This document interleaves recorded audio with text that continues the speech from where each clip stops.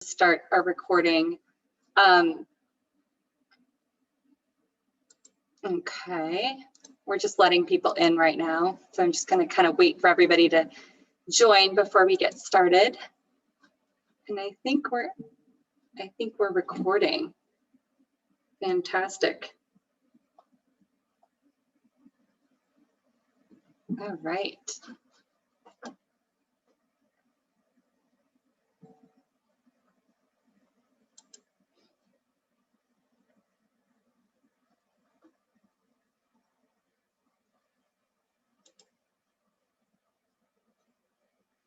Okay. Great.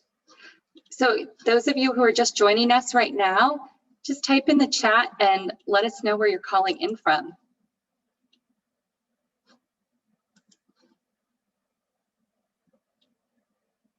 Okay.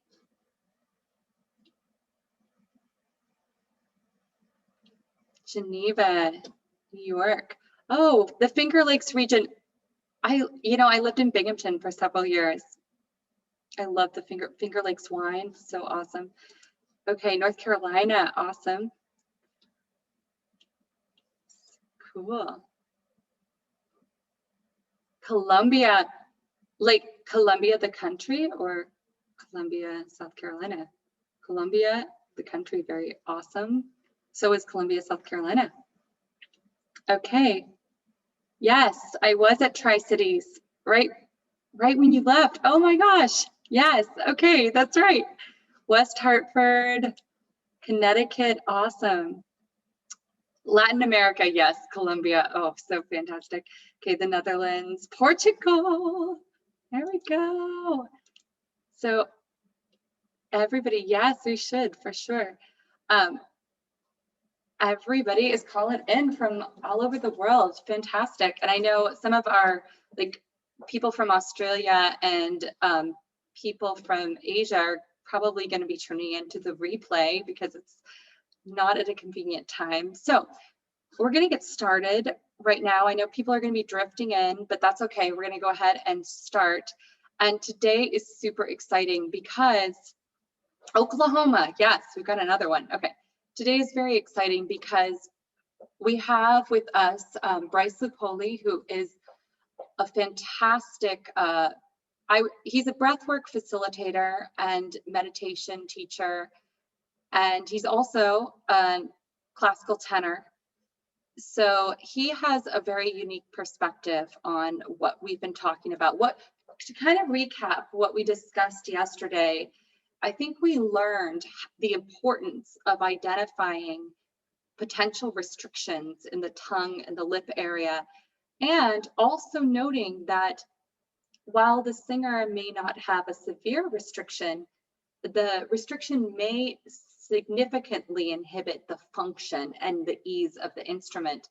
So learning through myofunctional therapy and also through correct voice training with an ear out to the sound as well as the visual function is extremely important. And Leah and I are going to be chatting about that a little bit later today. And we're actually going to take a little sound journey too. We're going to be listening to some clips and discussing. We're going to have a couple before and afters from my before my tongue tie surgery and after. And we're also going to be listening to some clips of some great singers. Okay, just as a reminder, before we get started, keep your mic muted except when you're asking a question, and there will be time for questions and answers. Just keep the chat focused, so you can go ahead and direct message somebody if you want to, ask what they're doing for next week or whatever. And raise your virtual hand when we ask for questions. If you don't know where that is, that's actually in the reactions. They moved it. It used to be in the participants panel, but now I think it's under reactions. So if you click on your reactions button, you'll see a little tab that says raise hand, and then just make sure you lower it when you're done asking your questions. Okay, so I would like to, let me stop this screen share for a moment. How do I do this? Okay, there we go. So what I would like to do right now is to introduce Bryce, and I told you a little bit about him. So he's a tenor, a Shenzhen meditation teacher, and a teacher of breathing. And he's trained under Master Butieko instructor Patrick McEwen, founder of the Oxygen Advantage, and he has completed the Breathology Fundamentals course created by world record freediver Stig Severinsen. And he has completed the Breathwork Intensive course created by Our Breath Collective, and he is soon to receive a teacher certification through the OBC. So I'm going to let him come on and tell you a bit about his journey, because I think it is extremely interesting and also empowering. And I just want to make a personal note about Bryce as a human being, because he is, being in his presence is really honestly like kind of like a meditation retreat in itself. So you all are definitely in for a treat. So without further ado, here is Bryce Lupoli.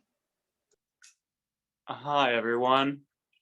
It's a pleasure being with you. Like Julia said, I'm here to speak with you about breath, how it relates to the tongue, and how both those things relate to my journey. So I'd like us to start off with just a little bit of breathing together.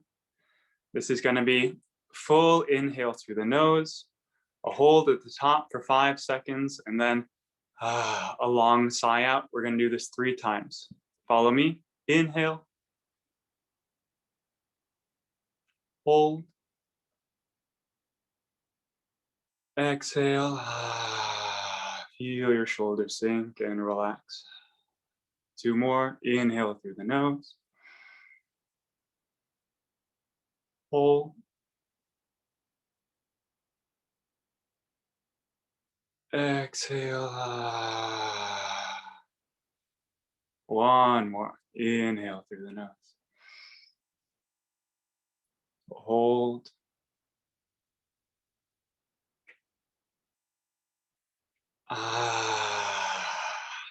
Let it go.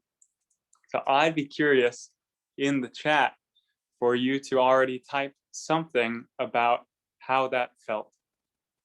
Do you notice any shift in your state from before we did those 3 breaths to now? Beautiful, Angela.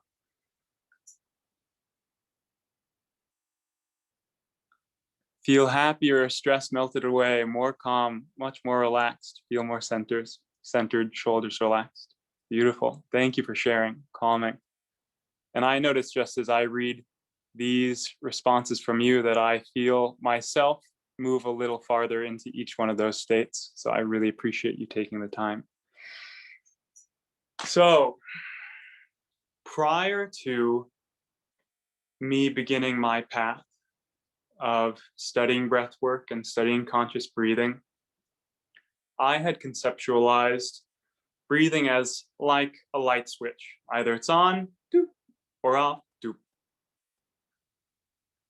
Good, if you're breathing, it means you're alive. If you're not breathing, probably less good. It means either you're doing a breathing exercise, maybe swimming underwater, but unless you change that breathing pattern, you are going to die in the relatively near future. Breathing is that critical. On or off is how I conceptualized it. But if I had questioned that conceptualization, I would have realized that my life was loaded with examples of how I already knew breathing was much more than one of those 2 binary modes. I knew that if I were to walk up a short flight of stairs, say 20 stairs, relatively short, compared to how long they can be, and walk past someone who's going,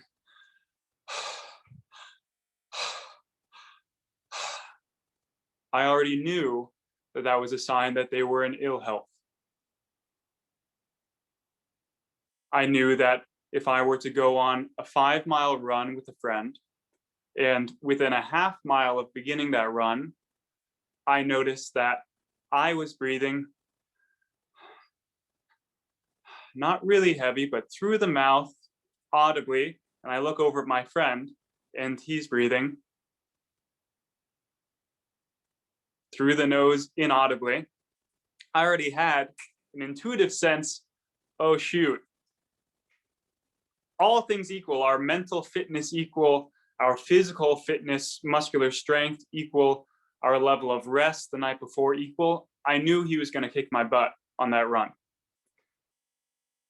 I knew in class, both as a student and I've worked as a teacher now, looking around the room, you see someone breathing like this. I knew intuitively that they were very likely to be learning less effectively than someone breathing like this. I knew that when someone received some huge influx of information and they were dumbstruck, what would their mouth do? Jaw drops open.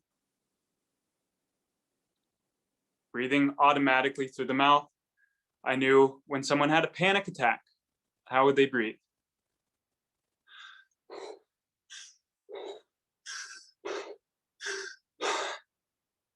And finally, I knew on the opposite side of the spectrum from the more negative examples that in iconic imagery of leaders like Abraham Lincoln, Thich Nhat Hanh, the Buddha, lips sealed. And when the lips are sealed, are we breathing through our nose or through our mouth? We are breathing through our nose.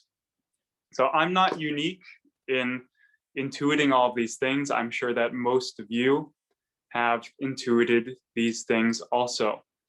And you already know how they are related to how you perform. In sports, yes. In the classroom, yes, but also on stage, if you're a singer, which I imagine many of you are, you know that this is related to your health, and you know that this is also related to how you are perceived by others. People are made fun of as mouth breathers, known for being socially awkward and less athletic. Now, why am I talking about this in the context of the tongue symposium? Can I get some guesses in the chat box? How is this related to all the tongue stuff? If any of you were here yesterday, I'm sure you have. Tongue positioning. Can you say a little bit more than that, Cheryl? What about tongue positioning? Tongue posture can impede the breath.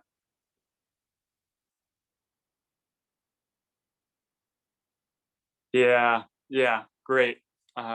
Robbie, all of the answers are correct.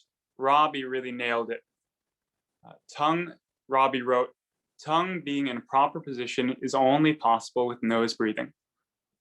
So the correct tongue position, the optimal tongue position, if you are without a restriction, is tip of tongue resting just behind the upper teeth on the hard palate, also known as the spot.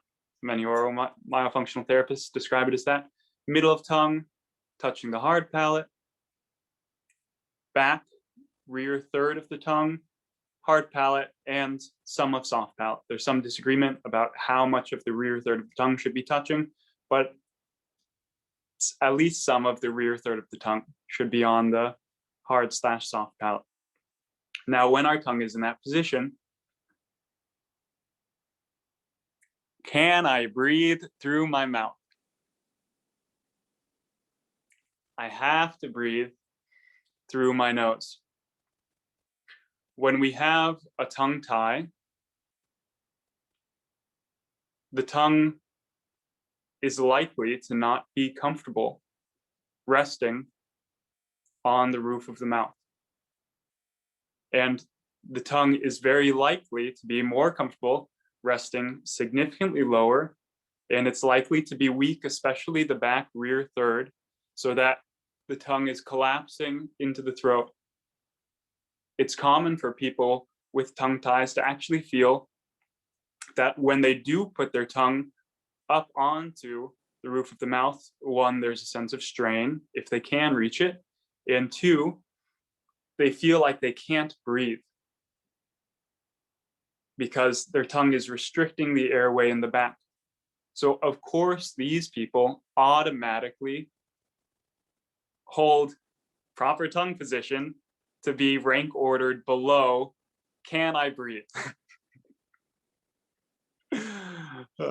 Breathing is at the very top of our physical needs. We need to breathe more frequently than we eat. We need to breathe more frequently than we drink water. It's at the very top. And then for people who do have structurally intact, optimal even, tongues, they can still suffer from poor tongue posture. And when the tongue, again, is low, especially the rear third, it can cause the exact same problem. So many of these people will also open the mouth, breathe in through the mouth. Now, some of my story, I got sick an unusual amount as a kid. If you read my long bio on the website, you can read just the degree to which I eventually became sick. I couldn't comfortably stand or walk for 2 years. I developed a number of autoimmune disorders. But as a kid, I would get sore throats all the time. I'd also get ear infections all the time. It's like people tend to have problem parts of their body where when they get ill, it goes there. For me, it was always my throat. My lymph nodes would really swell. I would get hoarse, have a hard time speaking. I also tongue thrust. My teeth were extremely splayed. My orthodontist did a nice job of making my teeth straight. But boy, do I wish they had helped me correct my tongue posture rather than giving me braces, which in the long term, I won't get into it, but can cause problems in older age. And they told me that I would need to wear a retainer for the rest of my life. Because whenever I didn't wear my retainer, my teeth would be noticeably, this was after having my braces totally correct my teeth to the position they're in now. If I didn't wear my retainer for one night, my teeth would be noticeably splayed the next day.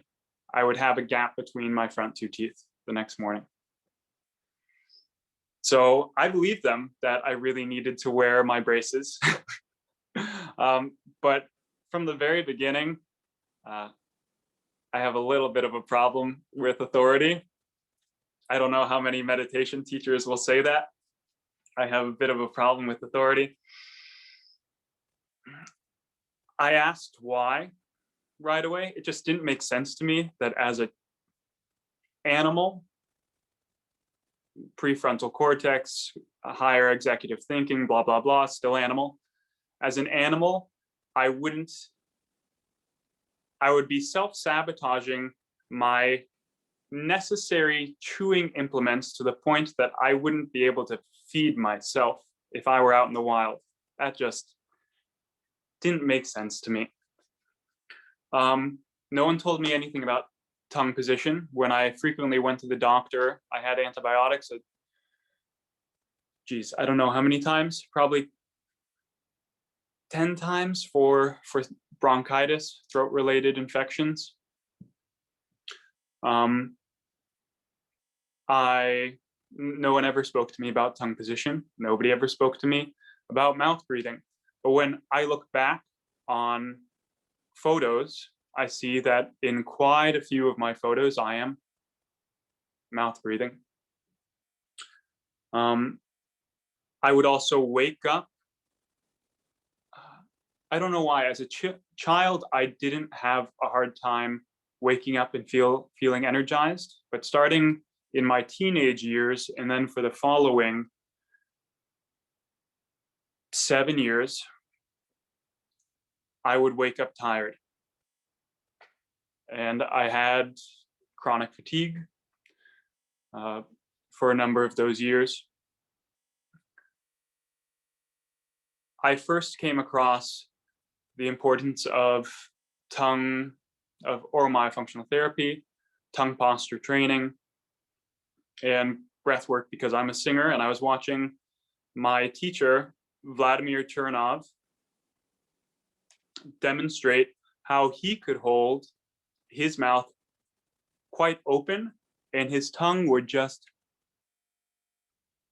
float, and he could do all of the lingual consonants clearly, beautifully with his mouth this open. And he wanted me to do that, and I knew that I couldn't do that. And I looked at myself in the mirror and saw that I had this restriction, and I felt the restriction too. I won't go too far into the singing stuff, but this is what took me to research online what could be going on. I came across what tongue ties were. I started working with a marvelous oral myofunctional therapist named Barbara Green near me in the Santa Barbara area. She was one of the pioneers in the field. She's awesome. And after 6 months of oral myofunctional therapy with her, I think it was actually within 2 months of work with her, my tongue was resting in the normal position. I didn't need to wear a retainer at night anymore. Man, just that is totally life-changing. It is such a hassle to need to wear a retainer every night and so unsexy when you're sleeping with a partner. And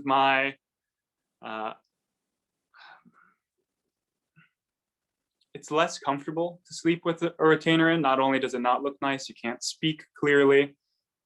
And because that retainer, no one told me this either, that retainer is up on the roof of the mouth. It's taking up some of the space that your tongue should fill. And your tongue can't gain that gentle suction that automatically occurs when the tongue's in the right position. So it's harder, it dehabituates good patterns of tongue posture. I also started sleeping much better, waking up more rested, because I was breathing through the nose through the night. Oh boy, there's so much I want to share.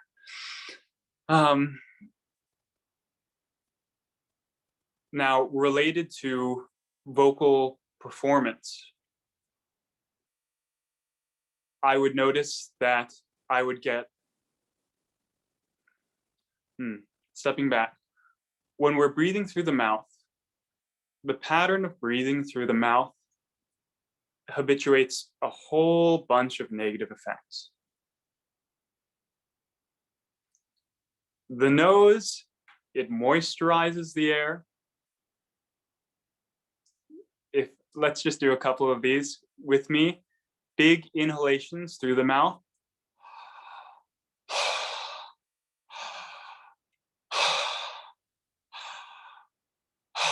One more. And can you feel how your mouth is more dry? It's not pleasant. That's an, see Julia taking a sip of water. Yes, good idea. It's not pleasant. To a lesser degree, we're doing the same thing when we're breathing through the mouth throughout the day. The nose, let's do same big breaths and just notice what happens in terms of dryness.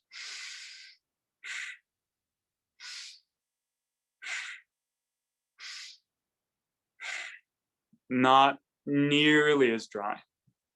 I don't actually notice any dryness doing that much. If you do it for a long time, you will, but way, way, way less. I noticed before I would have my performances singing that I would really need to drink water all the time. My throat was always feeling like it was getting dry. It was incredible how quickly it would feel like it was getting dry. When we get into a state of stress, automatically, the body is more inclined to start breathing through the mouth. We respond, you've probably heard this before, we respond to speaking in front of a ton of Zoom boxes or performing in front of 20, 100, a few hundred people in a very similar way to how we respond to accidentally meeting a tiger in the middle of the jungle. Body takes a inhale through the mouth, surprise breath, and starts breathing through the mouth automatically, because that, in the short term, it helps provide us with more energy, alertness to be able to respond quickly. Big burst of brief energy. But what is advantageous for fighting or fleeing from a tiger is not advantageous to knowing you're going to perform in 24 hours or sitting backstage for 2 hours, maybe less, and knowing I'm going to meet the tiger, I'm going to meet the tiger, I'm going to meet the tiger. That impulse prompts us to start mouth breathing. It's more likely that we start mouth breathing. Not everyone does this, but it's more likely that we start mouth breathing.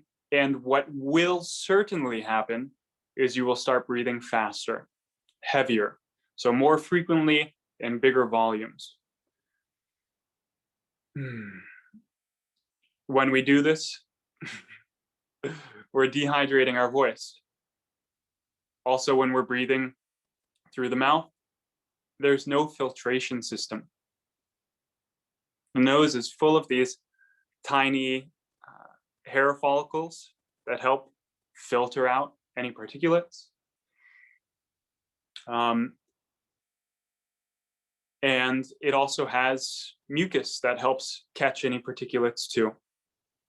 When we're breathing through the mouth, none of that happens. When we're breathing rapidly, we're exposing our vocal cords to a much higher quantity of those particulates.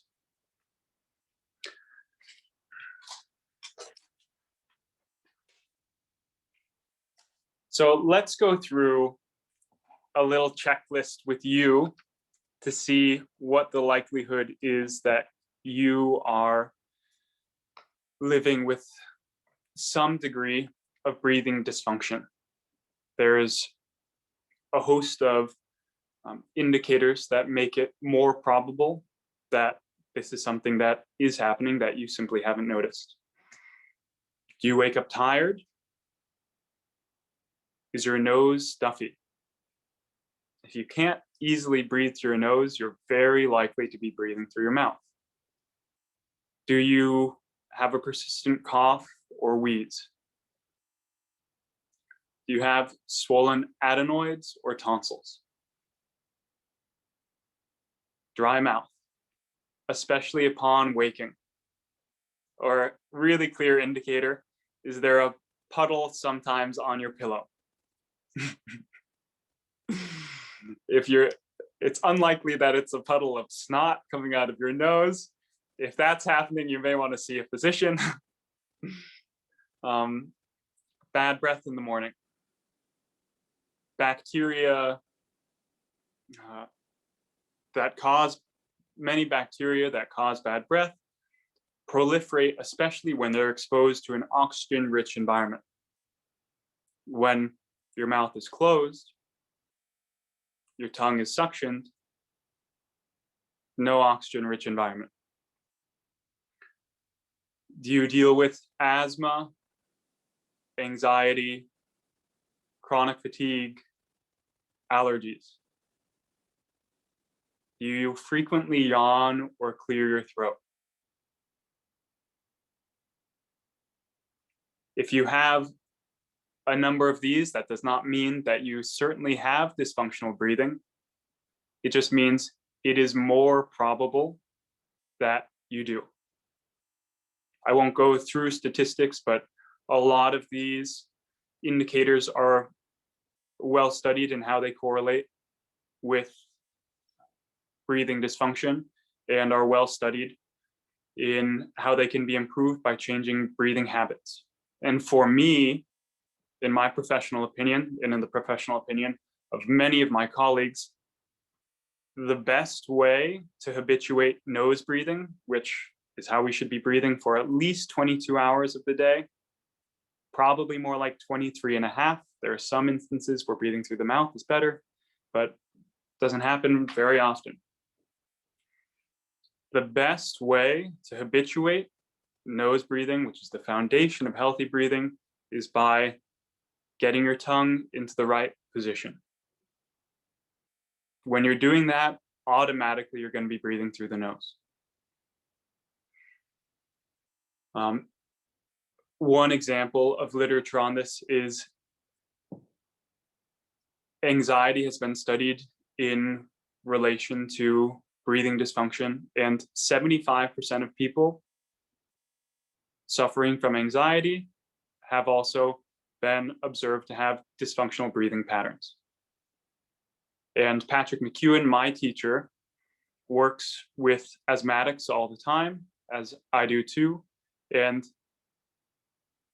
we expect in working with a patient with a client with asthma that if they put 20 minutes into it each day, in 3 weeks' time, they should have a 50% reduction in their symptoms. It's very common to be able to get people completely off of using their inhalers, except in extreme situations, and the incidence of those asthma attacks seriously diminishes. When Q&A time comes, I'll take a look at the question now. Lauren says, what are those times where it is appropriate to breathe through the mouth? I often wonder what to do when running, jogging, or other moderate intense exercise. I'll answer this one, and then if you have any questions, I'll answer them at the end.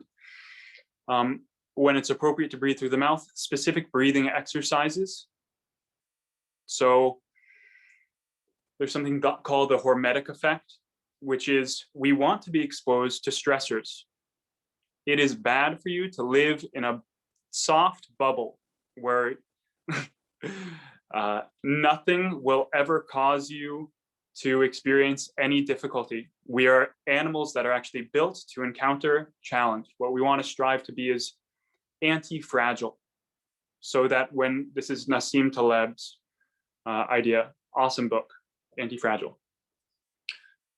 So that when we meet stressors, we're capable of handling them. Not only that, they actually make us stronger.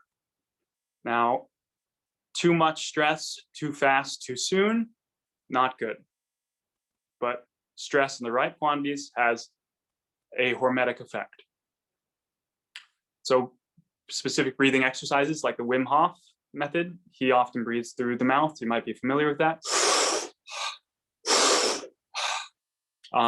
Sprinting. You can sprint for a little while with your nose, while breathing through your nose. Towards the end of that sprint, or probably earlier, you'll notice, wow, I am not getting enough air through my nose. Automatically, you start breathing through your mouth. Some indications that your breathing is not optimal in relation to performance. Do you experience shortness of breath? Either before going on stage or when you're performing. It's especially common that the first few phrases, maybe first minute of a performance, the singer can't complete their normal phrases. If they're long in the way that they expect, they're running out of air. I won't get into the biomechanics, biochemistry of why that's happening, but that's a sign of stress-induced breathing disorder. Is your timbre shaking? When you're breathing from your chest, which is another sign of dysfunctional breathing, you can't control the exhalation in the same way that you do when you breathe from your diaphragm and from your intercostals. Do your hands and feet become cold? Dry throat? Do you need to clear your throat?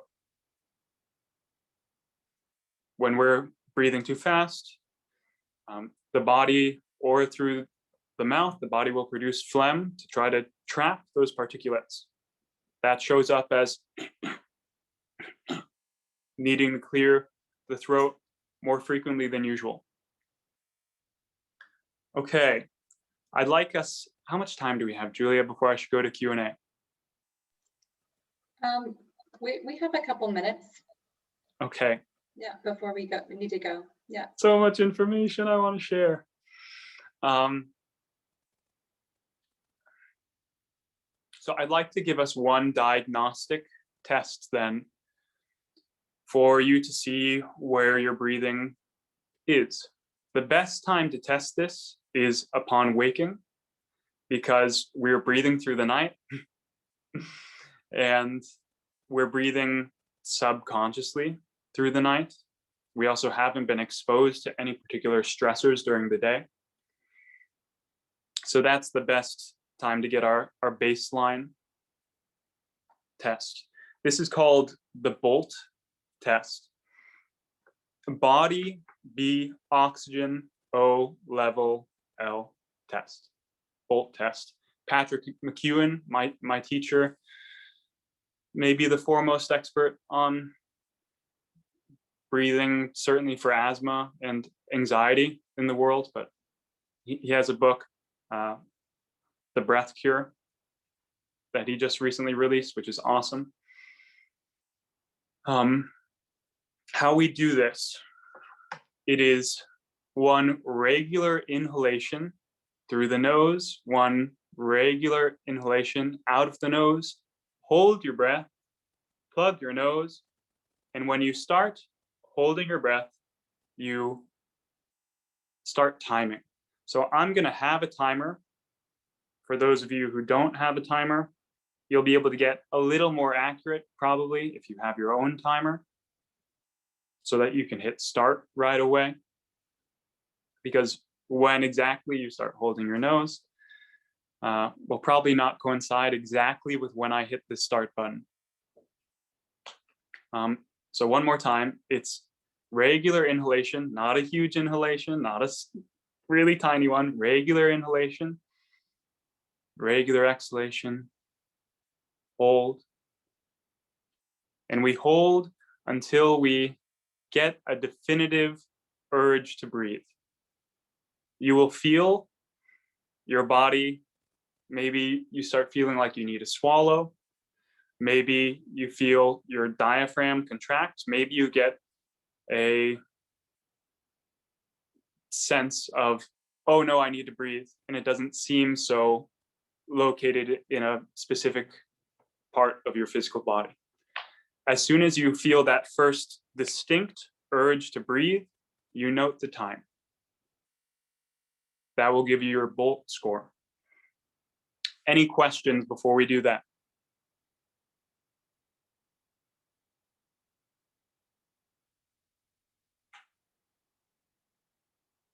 Okay. One question, Robbie. Yes. No contraindications for this test?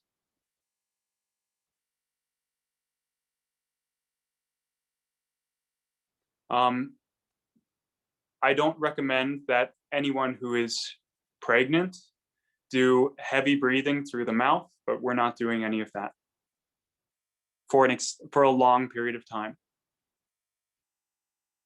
First, impulse to breathe. This is not a test. Good question, Robbie. This is not a test of will.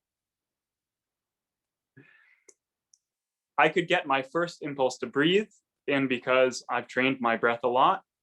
I can hold for sometimes 40 involuntary diaphragmatic contractures, where the body starts going, breathe, man. That's a test of will, ability to relax. Yes, seated. Seated is ideal. So it's the first distinct urge to breathe. Yes, it's, Robbie says, like I tried it just now and it was a slight instinct too, but I could have kept going. It's the first instinct to breathe. I know there's some subjectivity there. There's no getting around that. I wish it were more clear, but that's how it is. Okay. With me, inhale, exhale, hold.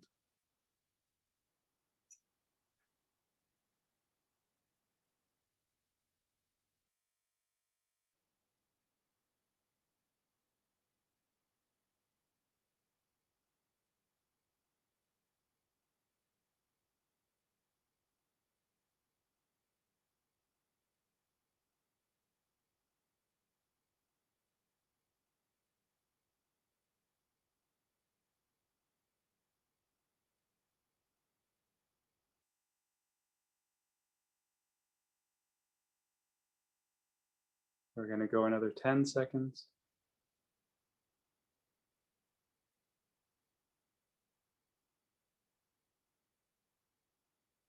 Very good. Would you please type into the chat what you got, if you're comfortable with it?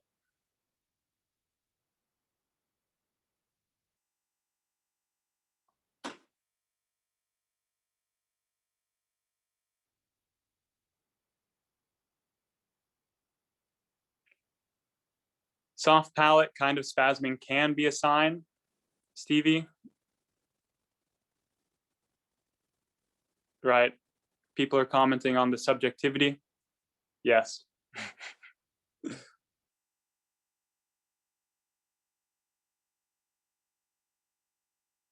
Yes. Everyone could wait longer. It's that first impulse. Sarah says, not really sure what the breathing instinct feels like. If you hold your breath for as long as you can, you will know what that breathing instinct feels like. At its strongest, it is your diaphragm involuntarily trying to expand lower, and it'll feel like if you let it, you would suddenly go, like when I'm working with someone and we're training CO2 tolerance, long breath holds, they'll gasp at the end. That's not how we want them to breathe at the end, but that's an instinct. Okay, so Patrick McEwen teaches that any score below 20 is a sign that you likely have chronic breathing dysfunction. This is relatively easy to train. It takes some patience, sustained effort, but it's relatively easy to train. When I first tested mine, it was 15 seconds. And I could have held it because I have a very competitive bone in my body. I could have held it for over a minute. But the point is to be honest with ourselves, not to make ourselves feel good about how much better our breathing is than other people.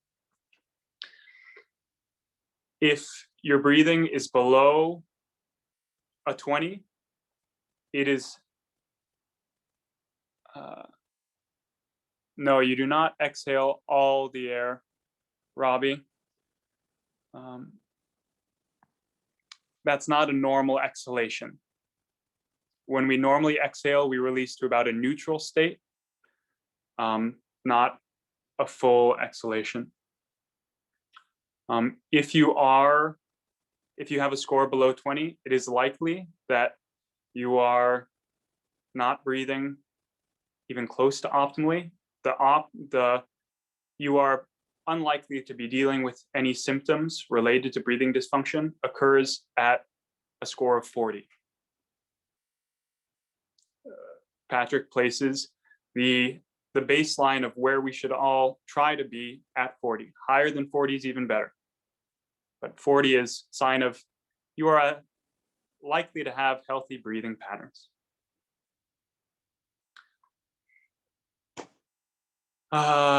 Let's do one brief breathing exercise together, like 1 minute, and then we'll go to question and answer. So this is a pattern of breathing called resonant breathing.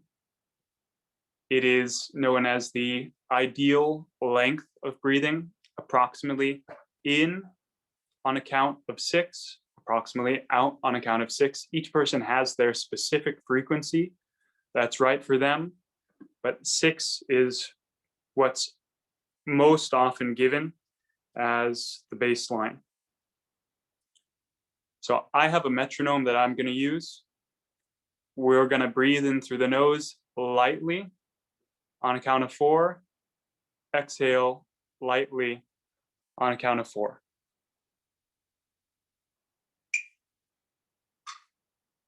3, 4. Inhale through the nose.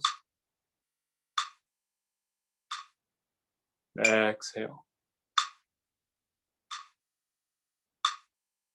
Inhale lightly, not a huge volume of air. Exhale. Inhale. Exhale. Inhale. Exhale. Feel the muscles of your chest release. Inhale. Exhale. Feel your forehead become smooth. Inhale. One more cycle. Exhale. Whole body soft. Inhale. 2, 3, 4. Exhale. 2, 3, 4.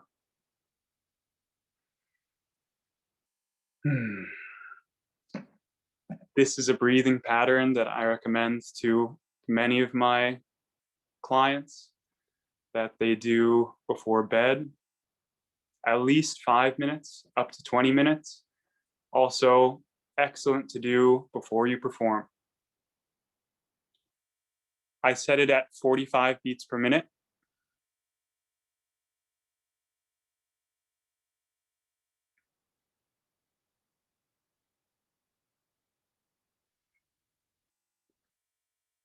And with that, I'd like to open this up for questions.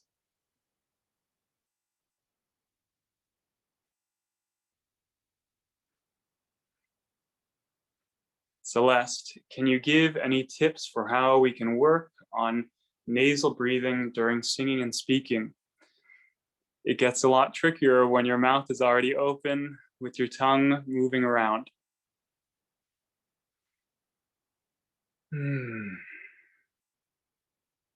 My tip is habituating nasal breathing as much throughout the rest of your day. I never consciously worked on breathing through my nose when speaking. I did some when singing. It just started to happen. When I do sing though and teach singing, I breathe through the nose whenever I have sufficient time. Of course, because the mouth is a larger aperture, you can breathe in faster through the mouth or a combination of mouth and nose. But Julia may disagree. I don't think she would, but I'm open to to her disagreeing that I don't disagree at all. That's exactly what I would say. Yeah.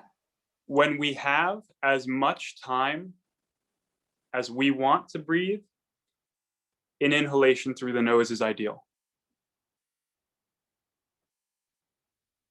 But we need to do what the music is asking us to do. Lauren, can you go even slower with that? Or is 45 beats per minute very specific? You can go slower. I encourage people to play with their breath and discover what their body wants. The relationship between breath and state is bidirectional.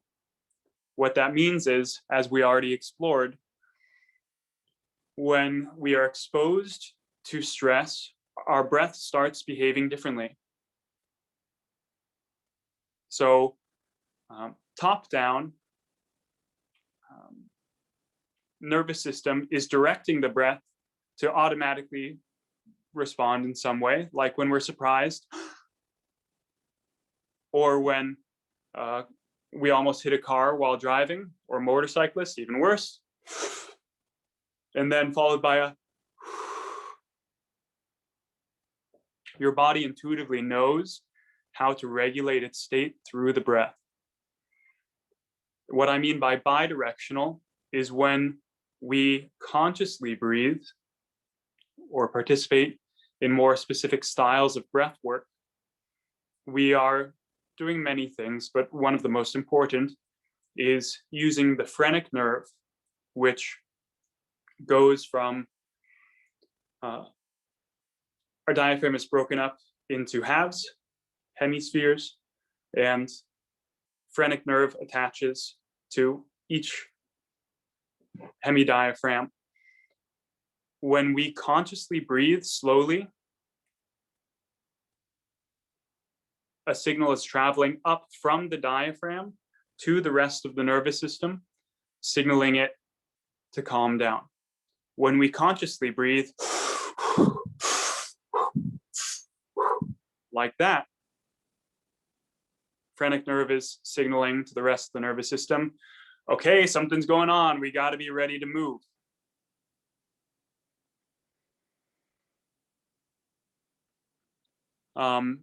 So you can go slower. It does something different.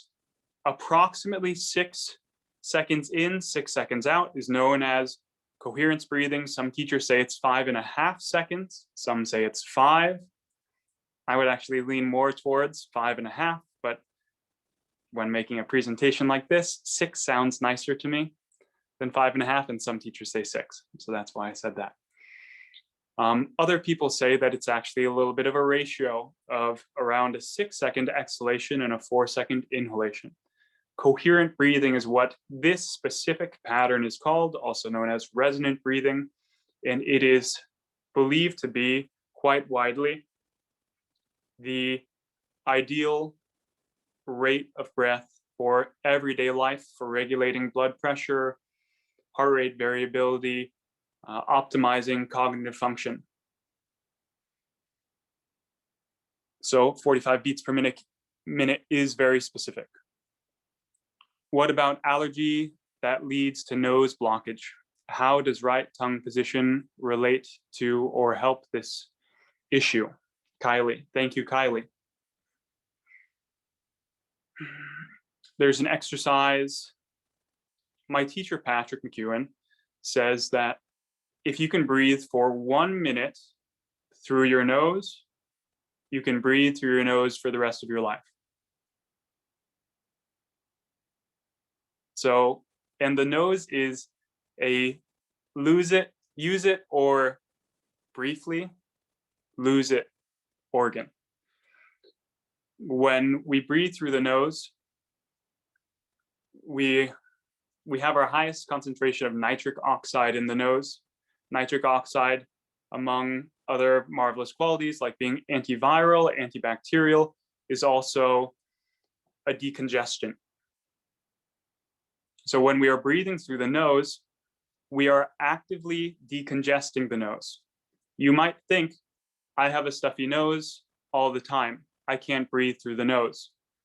The truth is, until you explore it, you don't know to what degree your nose is stuffy just because it's stuffy, and to what degree you aren't leveraging this natural clearing mechanism that is present in your body that would actually open up far greater airflow through the nostrils. I don't have time to go into it, but there are specific exercises to unblock the nose.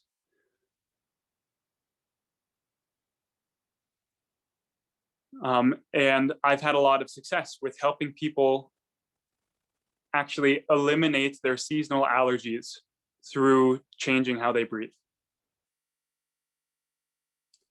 How does right tongue position relate to or help this issue?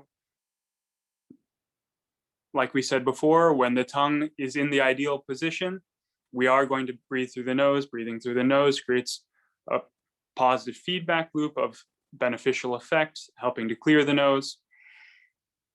Also, when the tongue is in the right position, it helps activate this musculature that helps open the nostrils more, which makes it easier for people to breathe.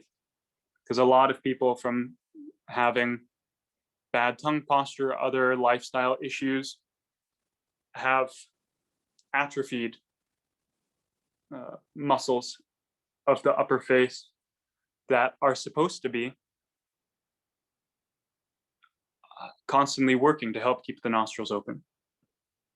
If you look at photos of people from the early 20th century, 18th century, you look at their noses and these facial muscles, many, many more of them are always like this. They don't tend to be smiling like I am. Than this. Katie, what about when we're told we need to breathe in the shape of the vowel? I've been told this many times in choir and in voice lessons. I'm not going to play resident singing teacher. That is more Julia's role, so I'll leave that to her. We're going to be discussing that. That's a great question. I was going to type you in the chat, but I was curious. I mean, I know what Bryce thinks about this. So I think we're completely on the same page in this. But I think we need to wrap up this section because we're going to be going into some more vocal technique things. Does anybody have any questions more about breathing specifically for Bryce? Let's see. You can raise your hand too and come on. Yeah, if you want to turn on your video and speak. I like people. I know we have like a sea of names. It's great. I love seeing the names. Okay, going once. I have a weird question. Oh, I like weird questions. Yes, we like weird questions. Okay, wait, Stevie raised her hand. Yes, Stevie, come on, unmute yourself. Hi. Yeah, so I learned about mewing and tongue position from Julie about 6 months ago and have been doing it. But I can breathe through my nose, but it always feels like it isn't enough. So I have this constant like low level panic. Is that something that would potentially eventually go away? Or yes, have you done any specific training? First, hi, Stevie. Hi, sorry. No. I'm sorry I didn't lead with that. Have you done any specific training in CO2 tolerance? No, I mean, I've read a little bit about Bolt score, and so I did a little bit of that on my own, but not specific training with anyone. I would suspect that if you were to simply train your CO2 tolerance, that feeling of panic would totally disappear. Okay. Now, do you feel like you're not able to get enough air because the airway is actually not open enough in your nose? Yes, I know I have a deviated septum and an enlarged turbinate. And so I do have trouble breathing through my nose anyway. I just don't know if like that's something that could potentially clear up, or is that a separate issue? Have you seen, well, it sounds like you have seen an ENT about that. Have they told you to what degree the obstruction is structural due to the enlarged turbinate and deviated septum, and how much of it is inflammation and congestion? It was a long time ago, and they didn't say. Afrin will fix it, but they didn't. They're like, you can use Afrin every once in a while. But Okay. that's So it. that's all the information that we need to know. Okay. If Afrin will fix it, in your words, give you plenty of opening to be able to breathe, we know that's an inflammation and congestion problem, and that can almost certainly be permanently fixed with breathing exercises. Awesome. Thank you. You're welcome. Okay, I think Kylie said that. Yeah. Oh, yes, Kylie, are you Yeah, I'd here? rather speak because I think maybe Perfect. more direct. So my Perfect. question might be a bit weird, but I've been thinking for a long time. So by the way, I'm from Hong Kong. So I'm Asian. I'm Asian. I'm in Thailand right now, and Thailand is so hot. So what I discovered is my nostril is getting bigger and wider. So I'm wondering whether because Thailand is so hot, so I always need to breathe in lots. Maybe when I'm walking on the street, it's so hot, something like that. So I just sometimes I'm wondering, like most of the Asian, our nose is flatter and the nostril is a bit round. Yeah, but maybe foreigners like the nose is taller, and then the nostril. What I discovered sometimes is more narrow. And some of my friends, like from Hong Kong, their nose is so small, their nostrils is very, very small. Can't even poke in the like tiny, the pinky finger. So I wonder, does the shape of the nostril will affecting our breathing? Sometimes I wonder, can they breathe? Because some of my singer friends, their nostril is so tiny. So sometimes I'm wondering, can you breathe? How can you breathe? So this is Sometimes they weird can't question. breathe through their nose, Kylie. Oh, so it does affecting breathing, the shapes or the size Oh of our yes. mouth. Yes. Oh, okay. The So this is my weird question. First, again, hi, Kylie. This isn't a weird question at all to me. And I like weird questions anyway, if it were. We know that we're evolutionary creatures and that our nostrils are meant to be our primary breathing pathway. If the nostrils are too small, of course, we won't be able to get enough air through them. I would suspect that there's more of a gap between multi-generational, non-physically active city dwellers than racial groups. And that varies more, less based on geography and more based on activity level, even intergenerationally. Because, for example, I'm familiar with photos of Native Americans from the mid 1900s and earlier who were in the plains where it was very cold throughout the winter. And they have, in these photos, very wide faces, high cheekbones, spread nostrils. I don't think it has anything to do with heat. Now, if you have good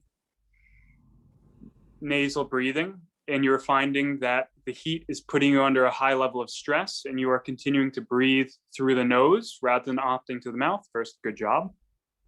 And second, that increased rate of breathing might automatically be prompting your body to activate these muscles more, because we're able to intake air better through the nose when those muscles are active. And when those muscles are constantly active, as they're supposed to be actually, the nostrils will be bigger.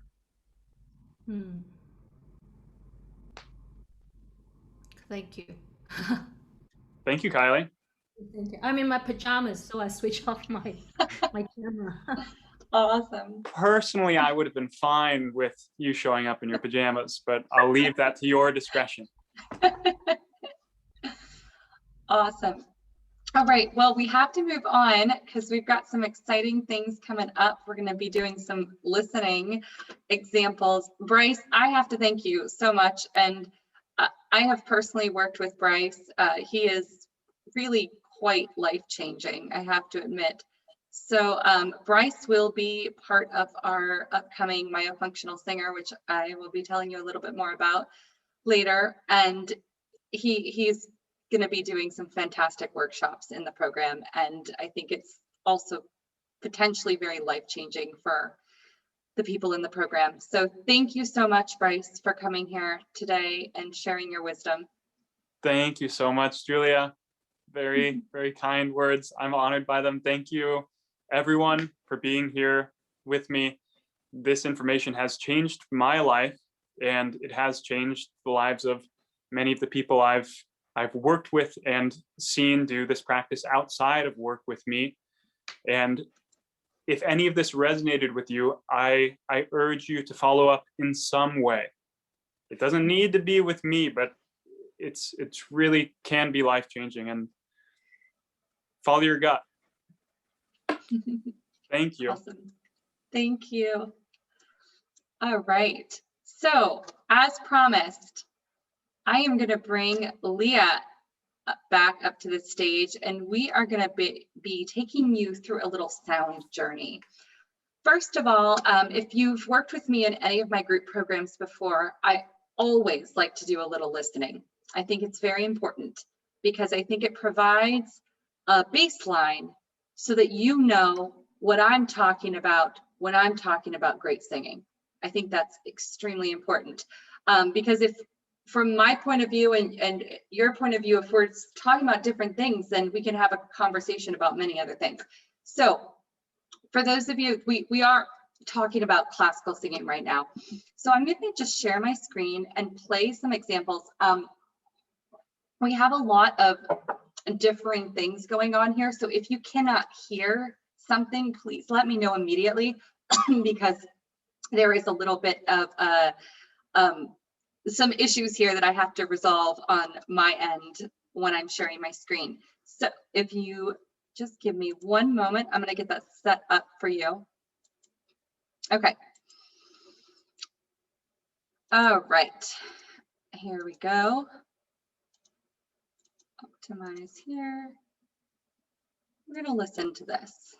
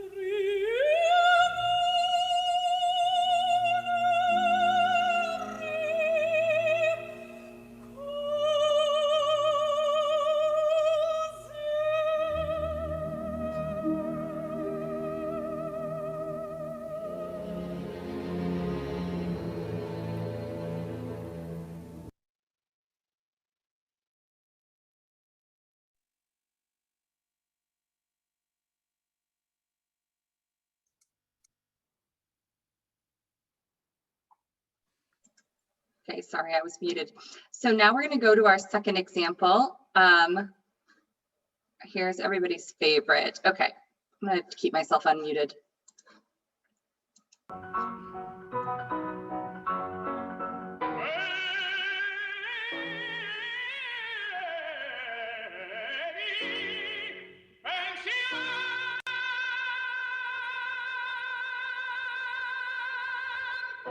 Let's listen to that again.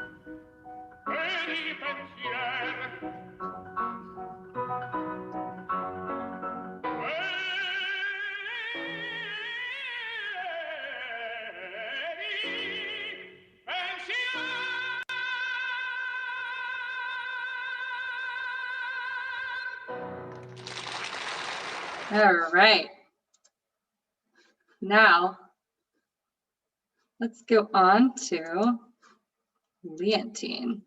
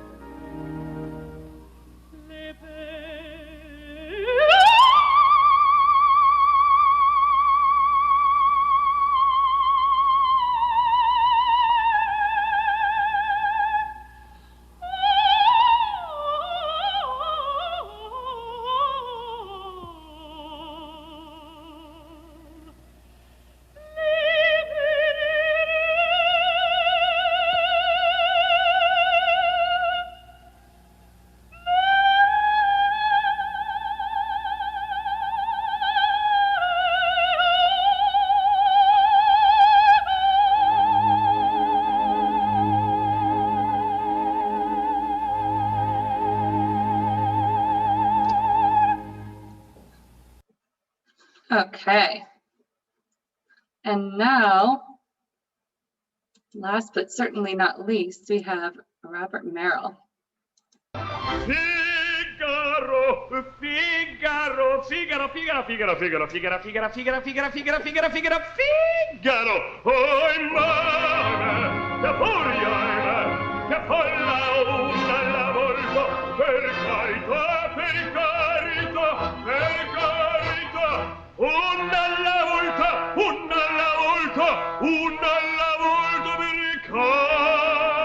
carità. Sono qua. Figaro.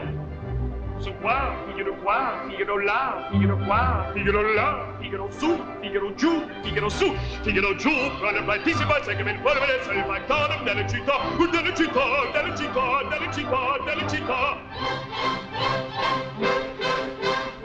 Bravo Figaro, bravo, bravissimo, bravo Figaro, bravo, bravissimo, fortunatissimo, fortunatissimo, fortunatissimo, orfevolità, bravo Figaro, bravo, bravissimo, bravo Figaro, bravo, bravissimo, terre fattore, la beccherò, sono il fatto della città, sono il fatto della città, della città, della città, della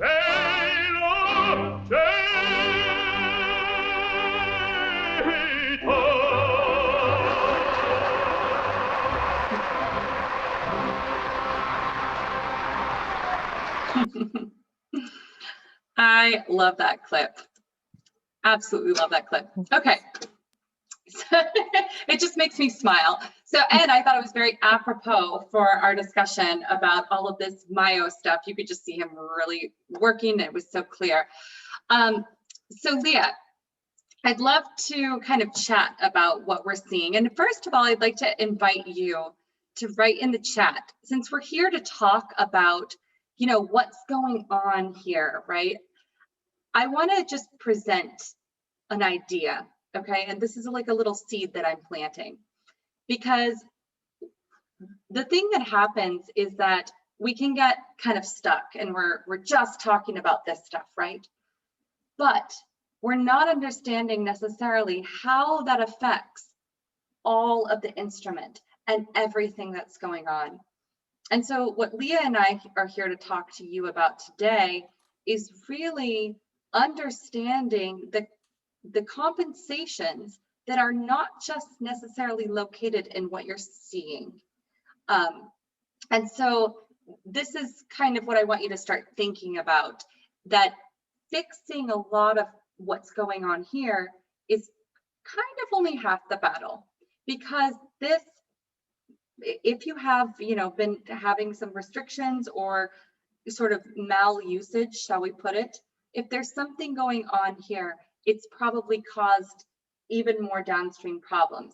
So those have to be addressed sort of one by one, and the compensations have to be unlayered. So it's a little bit of a process.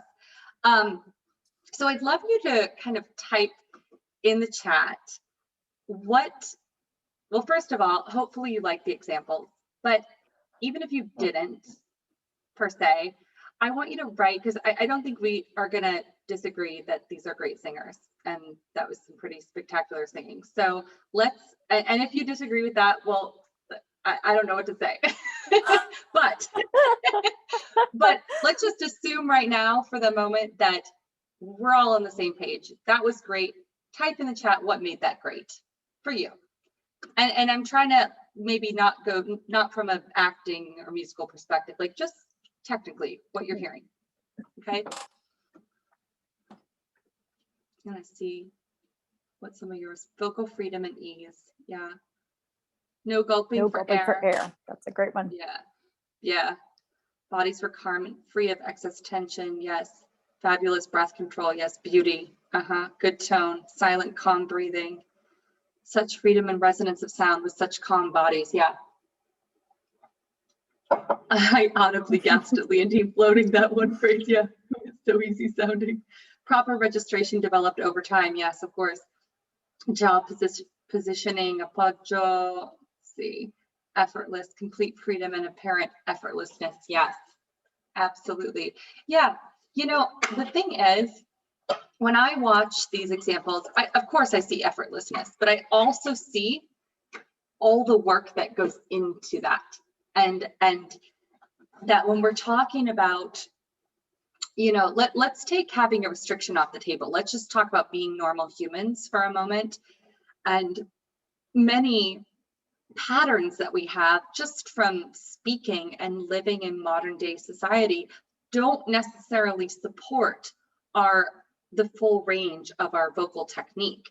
So what we have to do as singers is really learn a whole different set of skills for doing tasks that we might think of as,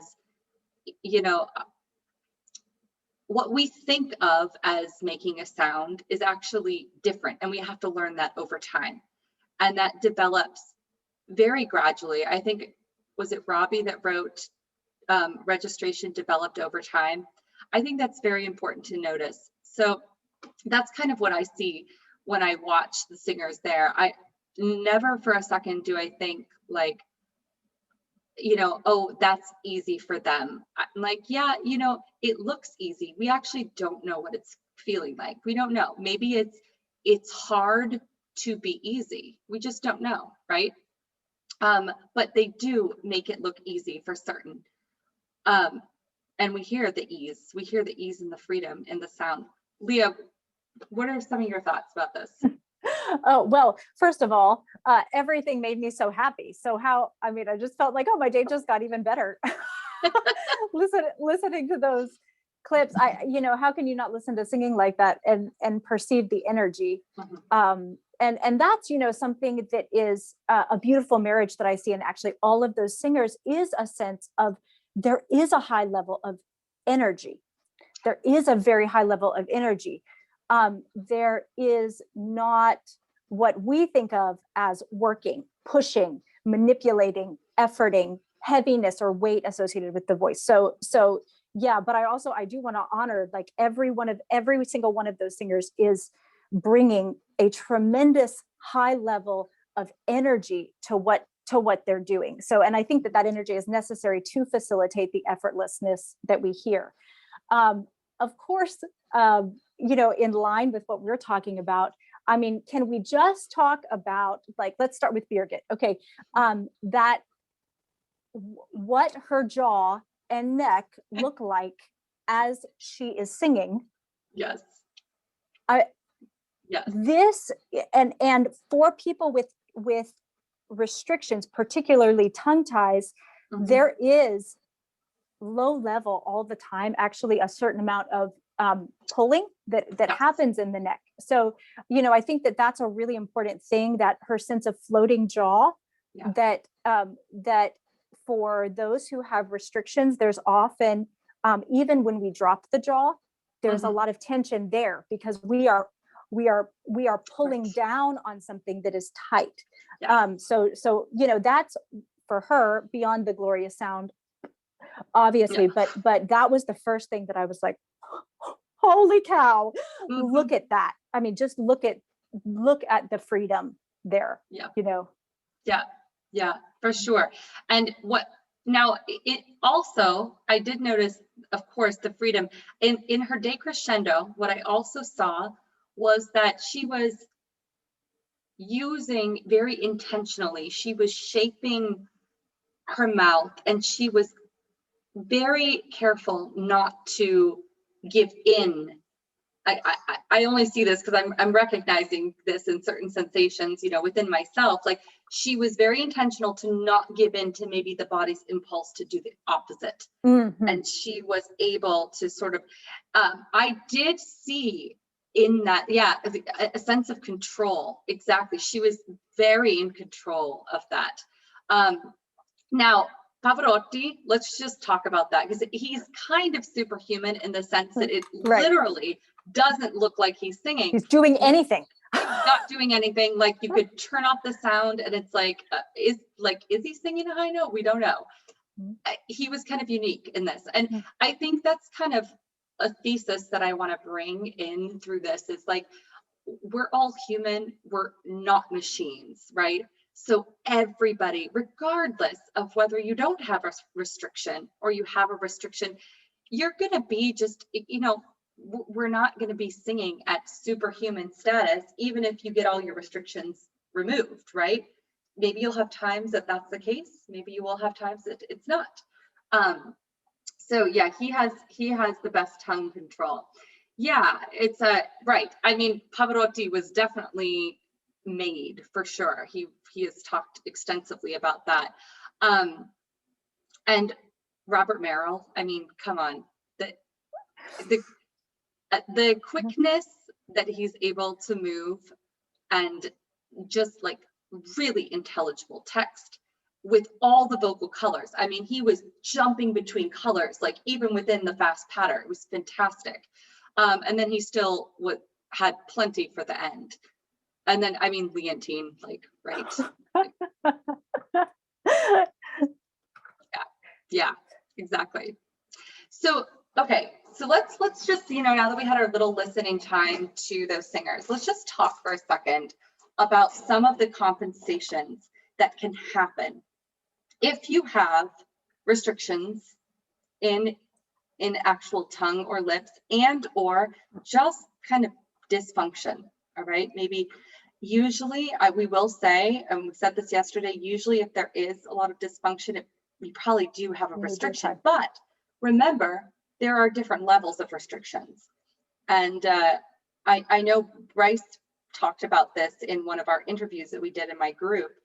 He was saying that, you know, depending on the level of restriction you have, you know, you may feel that you don't want to get the surgery. Of course, I'm like the type of person that's like, okay, let's cut it out. Let's do it. Like, let's get it done. But, you know, this is something to think about, because let's say you did have a, you know, grade 4 restriction. Okay.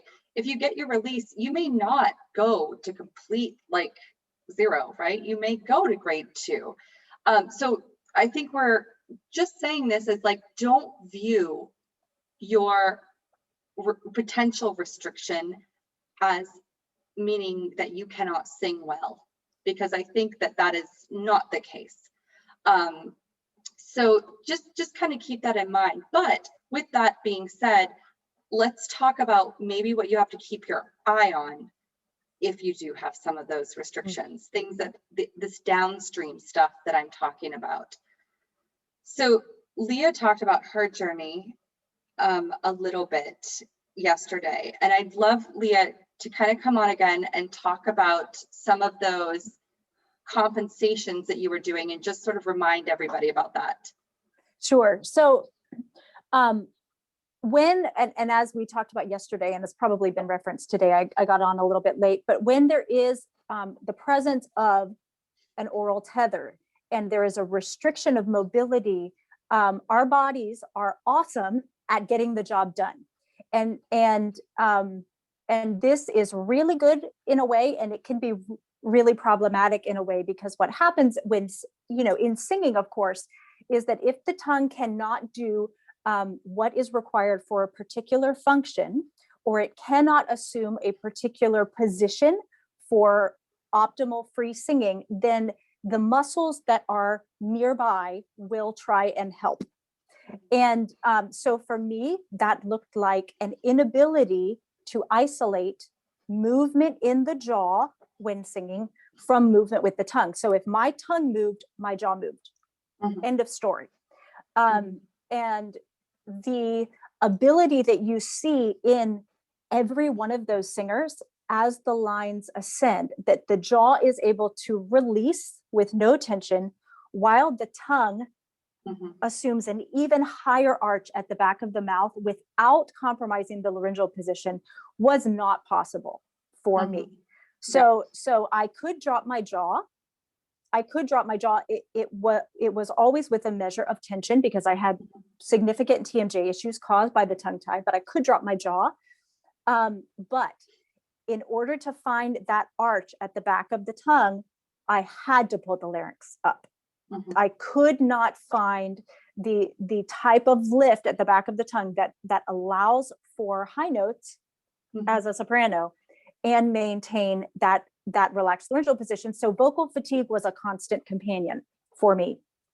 So that's just one of the things, that happens. Another thing that happens in terms of compensation is Robert Merrill showed this so beautifully, because you can see that his jaw drops all the way and he still has the freedom in the tongue to make contact for those dental consonants, to make contact with the tip of the tongue on the hard palate without ever losing the sense of freedom here. And when you have someone that has a tongue tie, one of a very easy way to tell that there's restriction is if they release the jaw fully, but the tip of the tongue still cannot make contact with the hard palate, or they have to pull up on the floor of the mouth, which you'll see a lot of tension here then because of that. If that happens, that's a really good indication that there's a restriction. So for me, it meant that if I had a passage that had a lot of consonants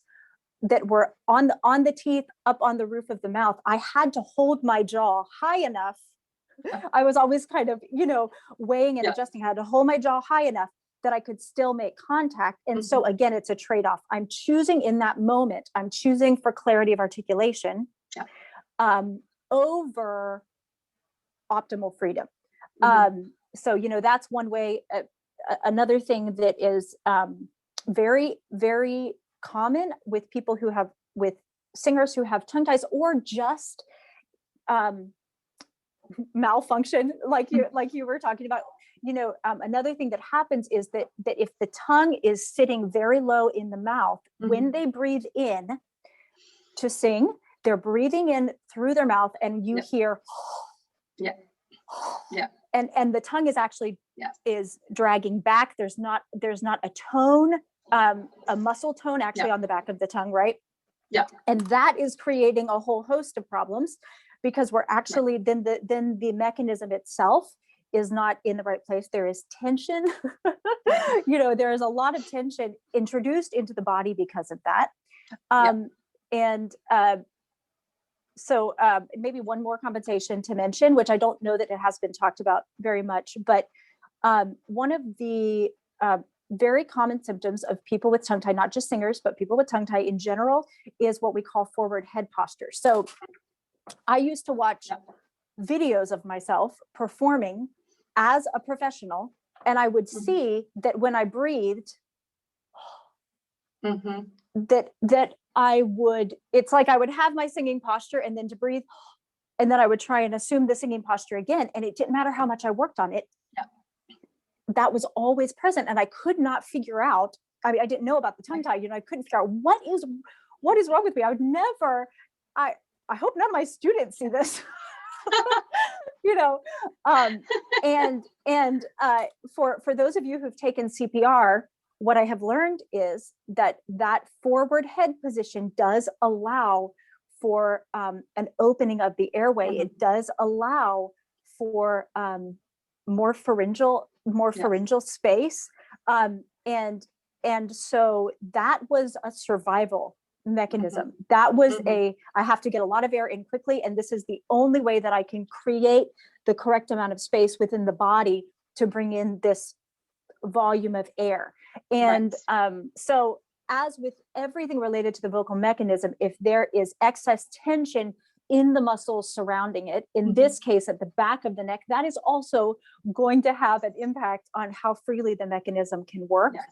That's going to lead, when there's tension there, that means other muscles then are going to be compensating and working harder than they need to perform their tasks. So, it can be quite a domino effect.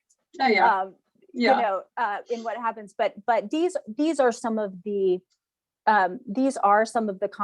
compensation patterns that happen. I developed a lot of tension in my mouth because of the lip tie. So I worked these muscles to pronounce far more because I didn't have the freedom of motion here. Yeah. And that's something else that you notice, particularly with I noticed with Leontine Price, with Birgit Nielsen, there is the suppleness of these muscles, the freedom to lift, the freedom to move forward. There's just complete mobility. Exactly. There. Totally. These are all like really important things to watch in yourself and or your students. But also I want to bring your attention to some, what I call insidious signs that have nothing to do with actually what you're seeing. They have to do with what you're hearing. And you need to pay attention, really pay attention, because what I have found, if you follow me, I am on a mission to save the head tone. This is my mission in life. And I will say, working with so many clients that have some sort of restriction, this is one of the number one things I see. And one of the things that also frightens me is that many people don't know actually what a true head tone sounds like. They think they do, but what often ends up happening is we're slamming the registration and we're bringing up a thin chest with an elevated larynx. So you get a sound. I'm going to do some demonstrating so you can actually hear what I'm talking about. So we're going to use our favorite little art song, Caro Mio Ben, okay?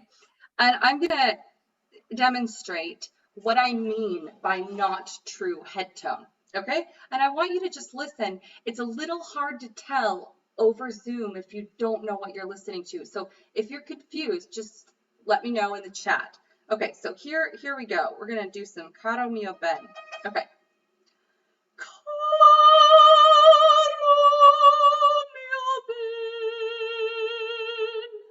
Okay, there was my example of not actually true head tone. Now I'm going to do my example of head tone, okay?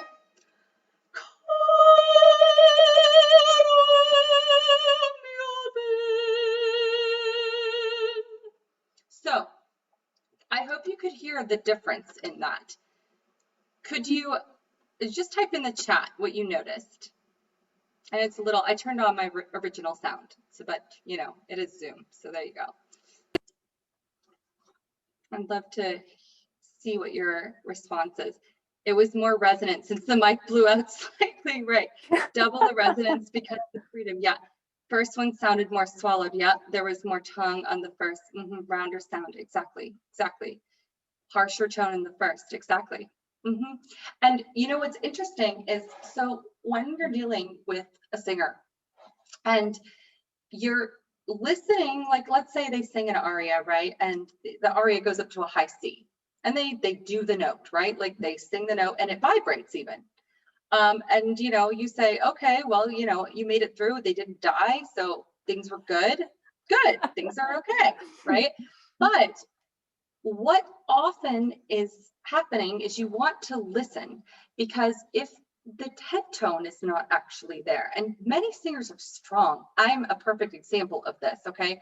Many singers, I pushed chest voice up for many years before I was corrected. I think I told you about my little story before college, and I was proclaimed a mezzo. And when I first went to college, I was essentially belting high B's and C's.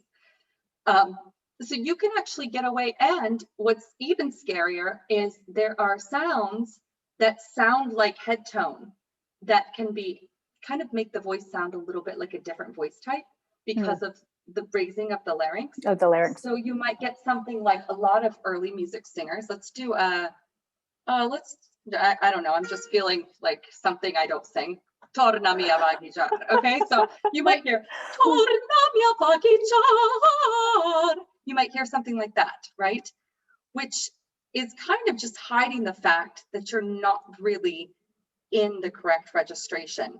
And so people will lighten the tone when there is a restriction. They'll lighten the tone because they know they can't sing like that's not gonna work. So they will do that, right? So this is something that I find is one of the number one indicators when clients have trouble accessing the head registration. And if you're sitting there and you're a baritone or a tenor and you're like, well, okay, I'm still talking to you, because it's a very distinct sound in a tenor or baritone. When you go up and you're essentially like too wide, you're not facilitating that cover correctly. So it's kind of the same thing. It's, I use head tone sort of interchangeably for everybody to mean the lighter mechanism and the thinner edge of the chord. That's all I'm talking about. I just like head tone because I think it's just fun. Okay. So to me, that's a very, very important indication. The other thing, so what that does, if we're talking about this downstream effect, is what that does is it creates this system here. The breath support actually isn't able to support the sound correctly. Because if I do my first example again, let me sing the Caro mio ben. What's interesting is actually, oh, let me turn on my original sound again for you guys. Okay. I actually feel like I'm not really using my air. Like I could just sort of sing, right? But if I do this next example,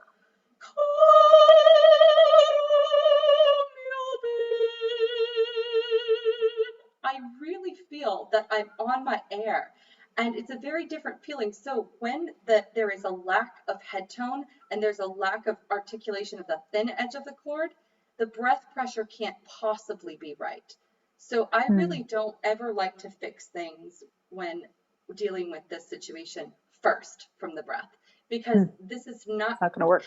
No, it's not going to work, right? You've got to get this feeling of thin registration first. I know Leah and I are like 100% on the same page about this. And I'd love, Leah, for you to jump in and just talk about your experiences working with your clients. Right. Yes. And definitely personally, because when there is that lack of freedom, the necessary adjustments that happen, that need to happen to move into that lighter mechanism. And I don't mean like in a manipulated way. I mean that happen naturally cannot happen. And I used to have coaches say, you really need to access a lighter mechanism. You need to access a lighter adjustment up there. And I would think, and so what I would do is I would lift my larynx, because I had no kinesthetic concept idea of what they were talking about, because everything was really bound up here.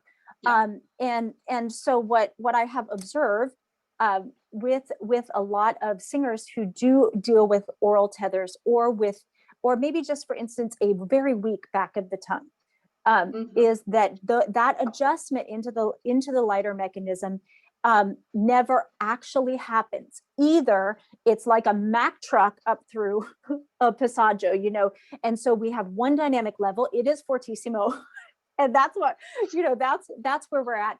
And then we also get to a point where we don't have, we have a ceiling, right? So, Yes. so notes, the soft palate isn't totally raised. Maybe we have flat notes at the top, that kind of thing. Or you have the other way of handling it is to essentially come off the voice a bit and lift the larynx. Yes. And so there is, the fact that teaching what that adjustment truly is in a healthy production is so key, because the kind of tessituras that we're all singing in classical music, if like we can make it through again, like everything that Julia has said, and many of you have voices that are so rich in beauty that people will still pay you to sing, and they will pay to listen to you.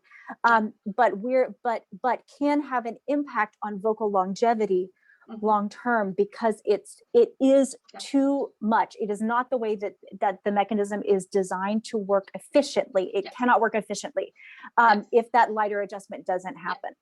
And with that being said, I'm sorry, we're going to kind of go like a whirlwind, because I want you to hear this. So we're going to play right now some excerpts from before my tongue tie surgery, literally 3 days before my tongue tie surgery. I was giving a recital, and then 3 months, I guess, post tongue tie surgery. Yeah. Okay. So this is where the tech might get a little bit weird. We're going to hope this works out.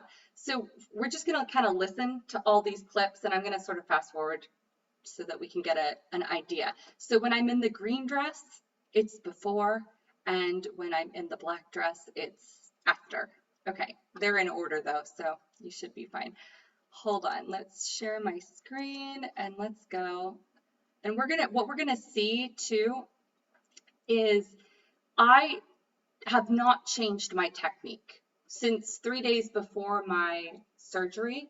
This transformation that I told you about yesterday really happened several years ago, right? And it's kind of like an evolving process, but my technique has not changed at all since 3 days before my surgery to now.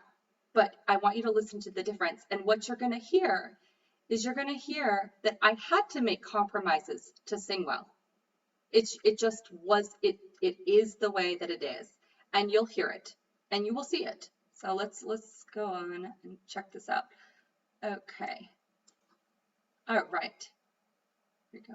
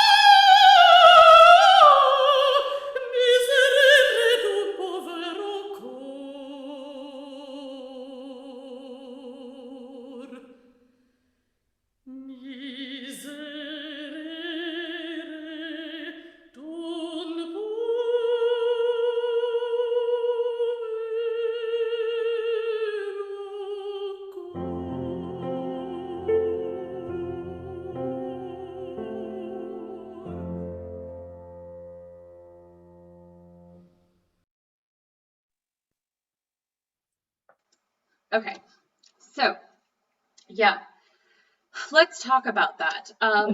Again, I want us to really understand that I wasn't doing anything different. Okay, some of you may not believe that, but I can tell you because I'm inside my body. I'm not doing a damn thing different. And do you hear that? It's a big difference. Let me just tell you personally what I was feeling on the inside.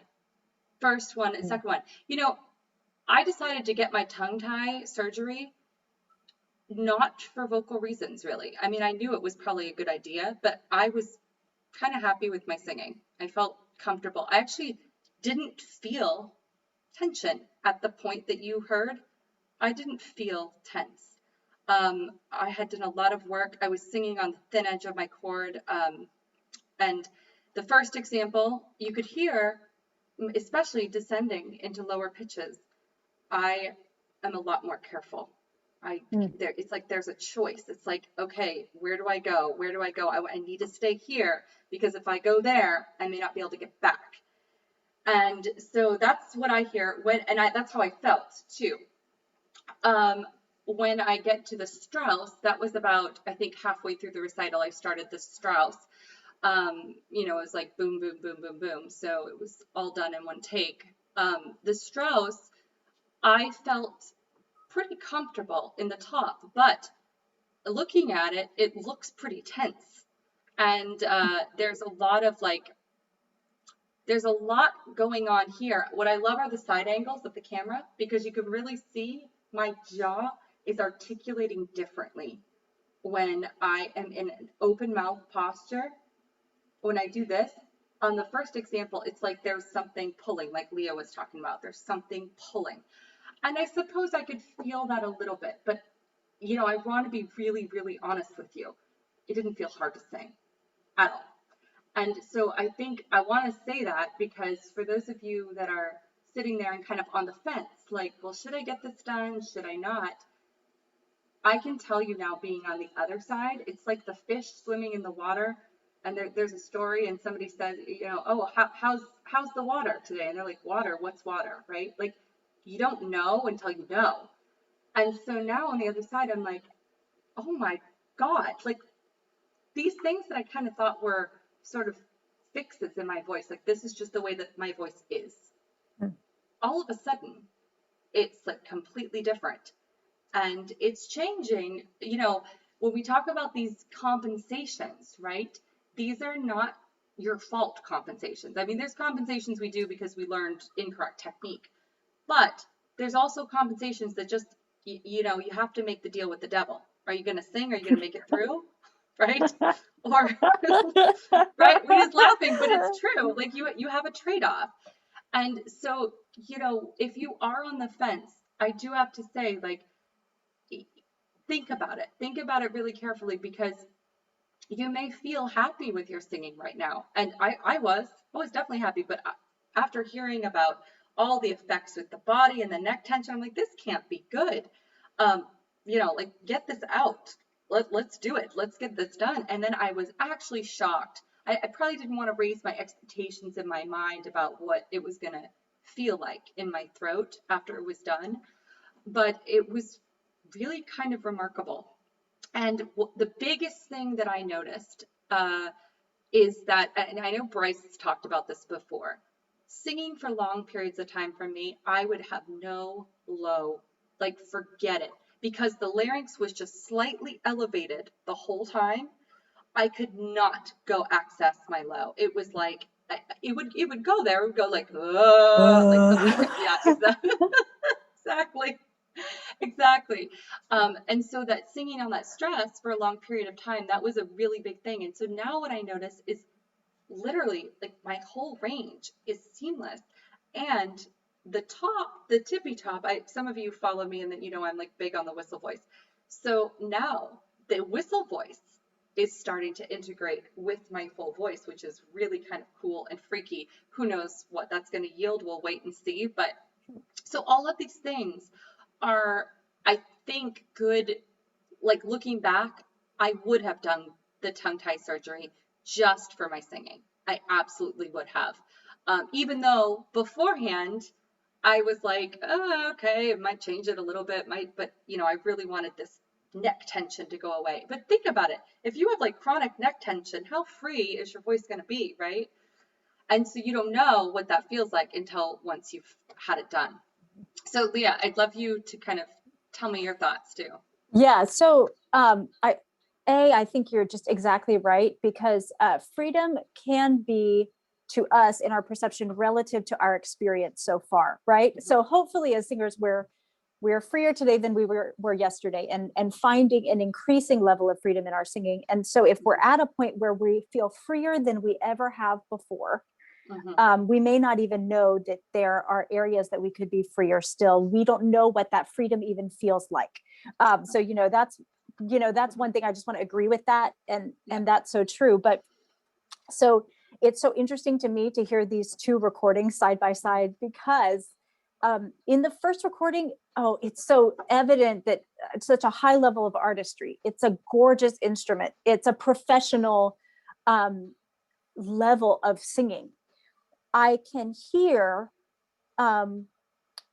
that it's like the whole voice is off its balance, it's tilted just a little bit, so that even in the breathing, I feel a sense of, I get a sense of a little bit of restriction. Everything's drawn up, just feels like a string that's too tight. Everything's drawn up just too much. And so then from there, as we would sing from that position, then we do have to pull in those little compensations to keep us there, to support us as we continue to sing through the phrase. In the second video, first of all, it's so gorgeous, it's so amazing. But the first note out of your mouth, I get this impression of balance. Mm-hmm. That you are beginning the tone from a balanced, centered, relaxed place, highly energized, but place in the body, in the breath, everything is starting from the right place. And so then there is all of this dynamic flexibility. Then there is, because the larynx is not raised, there is more pharyngeal space, not artificially manufactured, but naturally there's more pharyngeal space. So we get more resonance, right? Pharynx is huge resonator, more resonance, more color. I mean, in the first one, I think your voice is colorful, but not compared, I mean, in the second one, there is so much color and so much freedom. The navigation through the registers is seamless. It doesn't feel, I don't feel like you are plotting ahead 5 notes to think, okay, now this is coming, and now I gotta tilt this, and you know, everything about Push it feels so right.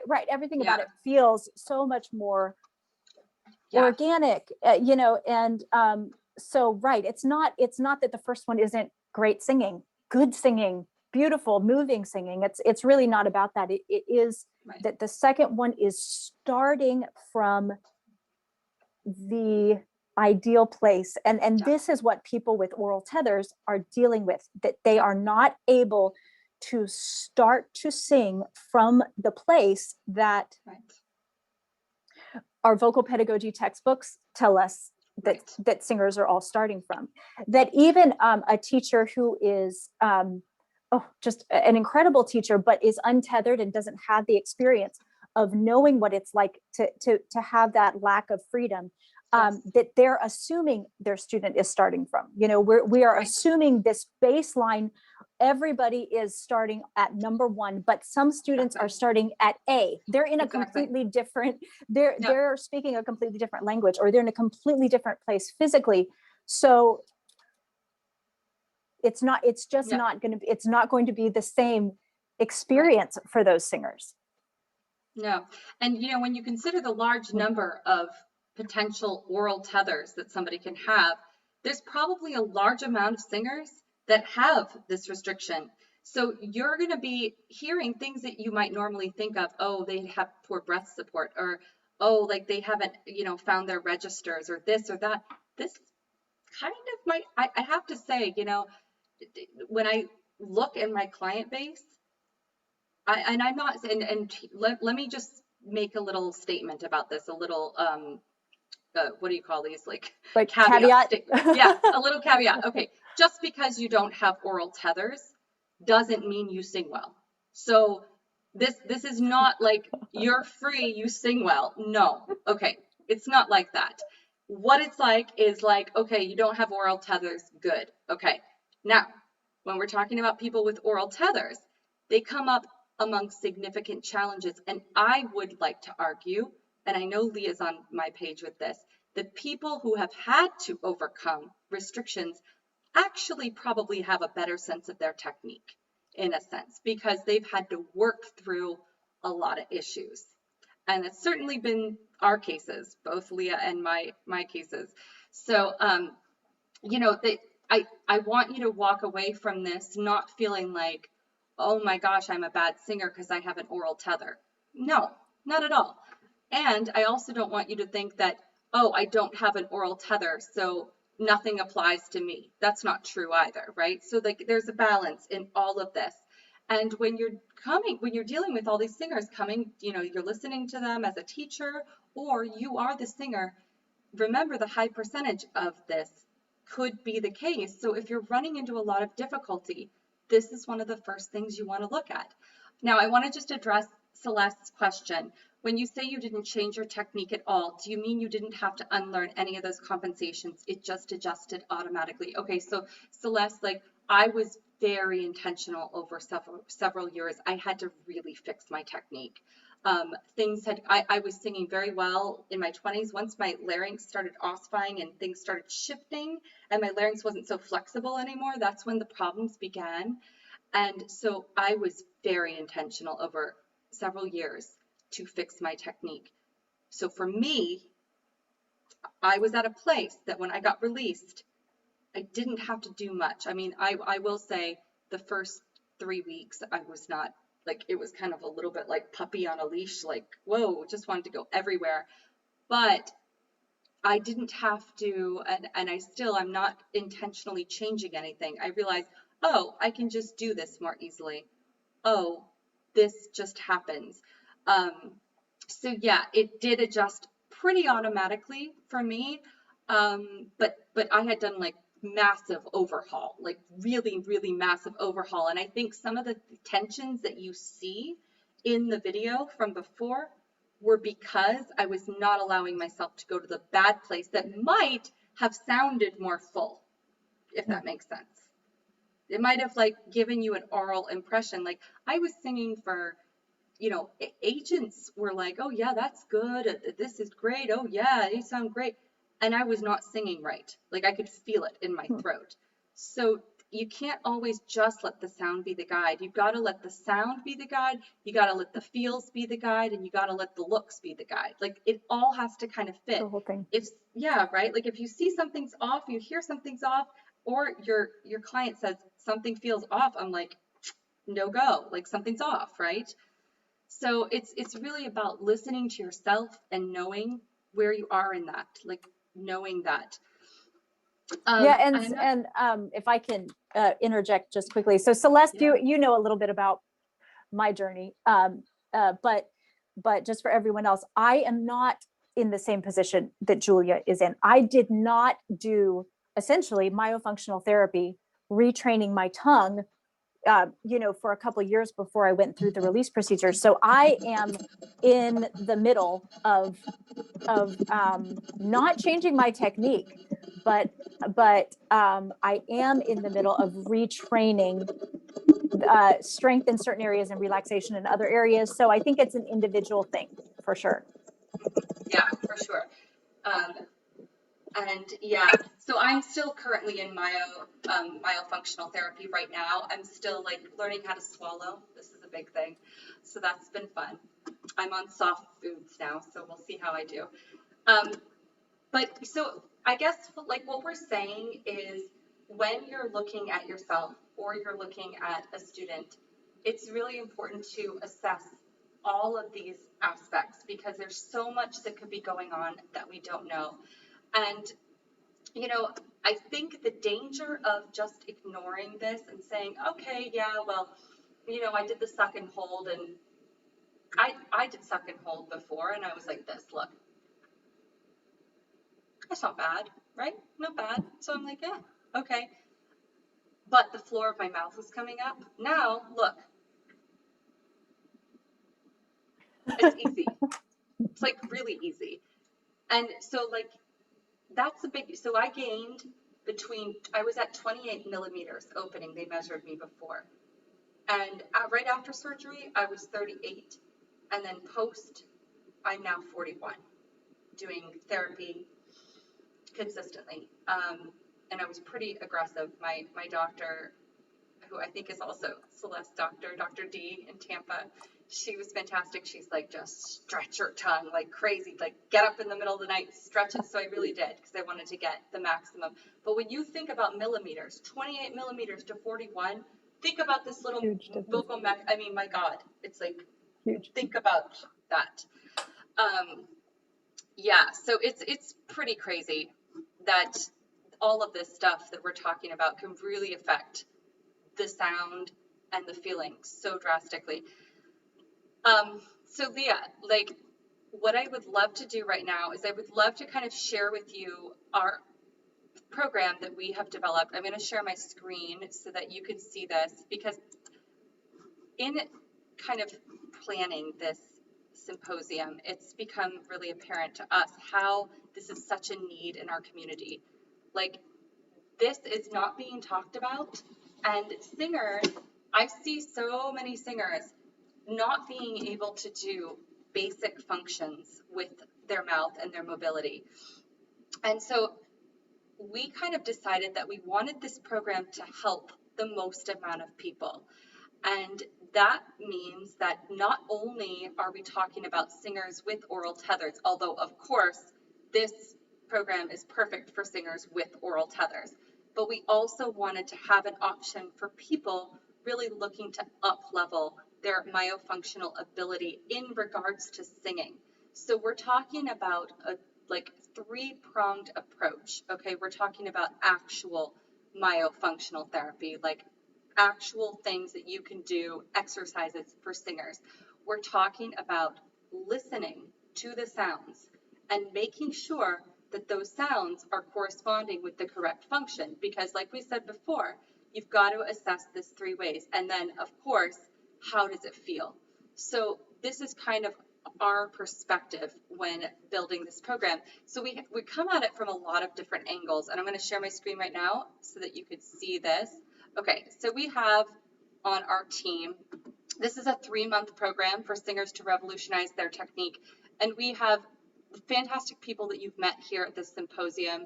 We have Leah Stewart-Hill, we've got Jessica Leffy, who you met yesterday, fantastic orofacial myologist and soprano. And we have Bryce Lupoli, who is our breathwork facilitator and also our tenor. 2 additional people to our team that are quite integral, okay, is Chris Kelly of the Musical Athlete. Now, disclaimer, I personally work with Chris. I see him twice a week, and he has helped my body so much recover from all of the compensations that it had been doing prior to the surgery. Chris is, he's a trainer, but he is the most mindful, yet very sensitive trainer who can, like, is kinesthetically aware in a way that can make these small adjustments in your body that just deliver huge results. So working with him has quite literally changed my body. And another person that I personally work with, who is always on the team in my group programs, because you cannot ignore the mindset. That has to be a component in all of this work. And she is my personal mindset coach and EFT tapping coach. And this is Jenny Clift, who, if you have ever met her or had the pleasure to work with her, you are just very lucky. She's a wonderful, wonderful practitioner who knows her stuff. And I have been doing EFT for the last 2.5 years. It has changed my life in every way, absolutely every way. So this is the team for the Myofunctional Singer. And who is this program for? Well, I told you a little bit about this, okay? Singers who have or suspect they have a tongue or lip restriction, growth-minded professionals looking to maximize their technique, advanced singers finding it hard to make that next leap vocally, singers who are currently in the stage before or after a tongue or lip tie release, and teachers seeking to gain new skills and awareness for their students, okay? And what you will gain in this course, we will be developing tongue strength and dexterity, correct usage of tongue, lips, and facial muscles for singing, postural alignment in support of correct myofunction, effortless and exhilarating high notes, full dynamic control over your entire range, greater ease and stamina in your repertoire, maximum resonance and beauty throughout your entire range, breath work that sustains and enhances the body, mind, and voice. We address registrational imbalances, eliminate excess tongue, jaw, and neck tension, and overcome mindset blocks that sabotage technical mastery. Now, this promises a lot, but I want you to consider a couple things, okay? Because if you're sitting there going, well, yeah, this is all fine and good after I have a tongue tie release. Yes and no. Did you remember what I just said about how I had done a lot of work pre-tongue tie release so that now I'm in a position that things are sort of falling in line in a very organic way. And of course, I still continue to work every single day on my voice, but it's falling in line in a way that I don't have to make these drastic readjustments. So you can up-level your technique today, even with a restriction.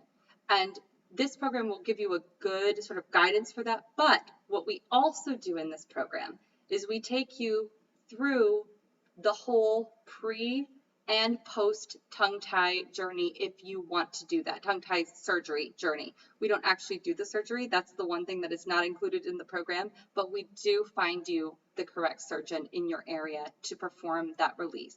So that's like an all-inclusive, and because there's so many different avenues of this program, there's so many different options, I do invite anyone who's at all interested to have a personal conversation with me, because this is a small group program, so I curate it very carefully.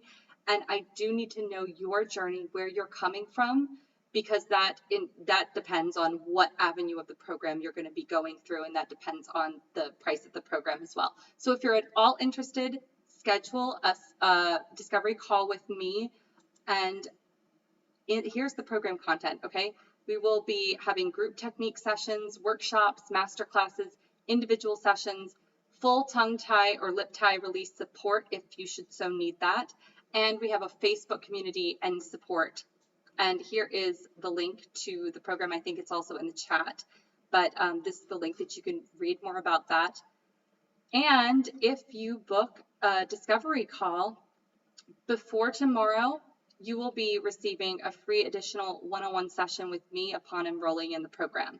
So again, if you're just curious to find out if this could be for you, I suggest you set up your call now. And the call doesn't have to happen in the next 2 days. I don't think my schedule is available, but you just have to schedule it within the next day or so. Anyways, so that is, and you can find these links right here, and I think they're also in the chat for you. So that is the spiel, and I would love to see as many of you on calls and find out about your personal journeys and how we might be able to support you to the next level of your singing, because I really believe, here's one thing Leah and I have been talking about so much. If you have this desire, this deep desire to sing, you can sing. You can freaking sing, okay? You can sing so well, you have no idea. You can do it. If there's that little voice inside of you that really, really knows that that's what you want to do, and something's getting in your way, I guarantee you, we can help you find that, okay? That is my promise to you, and I feel very, very passionately about this. I don't want to ever see a singer who wants to sing so desperately not be able to. That's the greatest tragedy in the world for me. And sorry, I'm getting teary just talking about this. So if that sounds like it's something that resonates with you, I really want to speak with you and chat about this and how we can help. All right. Well, on that note, I'd love to thank our wonderful, wonderful people that were here this weekend. I cannot thank them enough. I know Jessica has to catch a plane, so I think she was not here today. She was here for a little bit, but we thank Jessica. She's so fantastic. We thank Bryce, mwah. And we thank Leah. Leah, big heart to you. All of us, every single one of us, well, except for Chris and Jenny because they're not singers, but all of us have been through our tongue tie release procedure. So we know intimately what it is like before and after. And I think having that frame of reference is so important. We're not seeking to become your teachers. We're not seeking to become your gurus. We're here to provide a resource for you. Our doors are open. It's a come and go policy. There's no kind of like mastermind thing that we've got you and you have to stay. No, you can have your own teacher. You can do this program. You can have your own coaches. You can do this program. You can even have your own myofunctional therapist and do this program. We'll just customize it for you and your needs. So I thank you all so much for being here with us, and I will be sending out these replays for you to check this out. But before we say goodbye, I would like to just make sure we don't have any burning questions in the room. Do we have anybody that's been sitting on a question and is like, I just want to know? Let's see. Oh, Susan, yes. Come and mute yourself. Yeah. Hi. Can you hear me? Yes. Okay, great. Yeah. So I'm still just trying to get an idea. You say 3 months. Are we talking 5 days a week, 8 hours a day? Are we talking 1 hour on a Saturday once a week? What are we talking about? Good question, Susan. Very good question. Yes. So typically my programs, because I do manage different time zones, my programs previously have usually occurred on a weekend. Mostly it's a once a week meeting, with sometimes being twice a week, depending on the event that we have. So it's occasional, and it's usually on the weekends just because of people's schedules. But I do, asterisk, wait to solidify that schedule until we know who's in the program, and then we customize that exact schedule based on people's availability. So thank you for that question. Okay. Yeah, does thanks. anybody? That helps a lot. Oh, great, great. Anybody else have questions about anything? Yes, Bryce, yes. Hi. Leah, I was wondering if you shared the same experience as Julia, that when you had your procedure done, did your tongue and jaw immediately start differentiating significantly more, or did you need to do a lot of retraining to get the tongue? You spoke a little bit to it, but I'd be curious to hear more. Yeah, that's a great question. So I was doing a lot of body work with a chiropractor leading up to my release, specifically because I had such tension in my TMJ joint. And so I would say I had the release and just, I don't know how much we talked about it, but the release was a non-event. I mean, in terms of trauma, it was so simple. I had such a good experience, but immediately my jaw released. Immediately. My husband told me, and I had no idea about this, but my husband told me that before my release, every time I would breathe in when I spoke, I would pull my jaw forward and breathe in through the mouth. And of course, that was one of those strange isms that I didn't even know, was I owned. But there was absolutely no instinct, if I can use that term, instinct, to do that. So now in singing, I am still working on, I would say full freedom in isolation, but it became immediately night and day difference in terms of ease. Does that answer your question? Totally. Yeah, that's awesome. And to respond to Lauren, I know Julia just did too, but it may provide a little more comfort to you to hear me say it too. And I know, so 3 of us. It was also a non-event for me. I did mental preparation beforehand, visualizing what was going to happen, and consciously directed the tissue to release as it was happening. But I don't even want to use the word trauma in association with it. It was very mellow, very little recovery time. I could speak right away afterwards.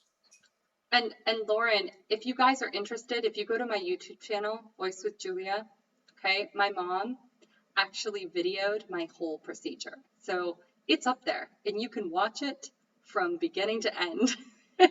And you'll see, I'm like, it's a non-event. So yeah, it's very, very fun to watch. I mean, if you're into that, I think it has like a graphic warning, but it's nothing like, obscene, just my mouth.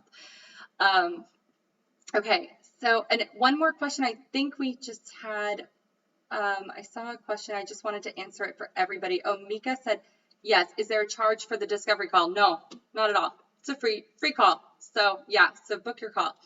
And any other questions before we sign off? No? You can raise your hand or type in the chat. Okay. Going once. Going twice. Going 3 times. All right. Well, thank you all so much for your time and your energy. I really do believe in energy can be transmitted even through the interwebs.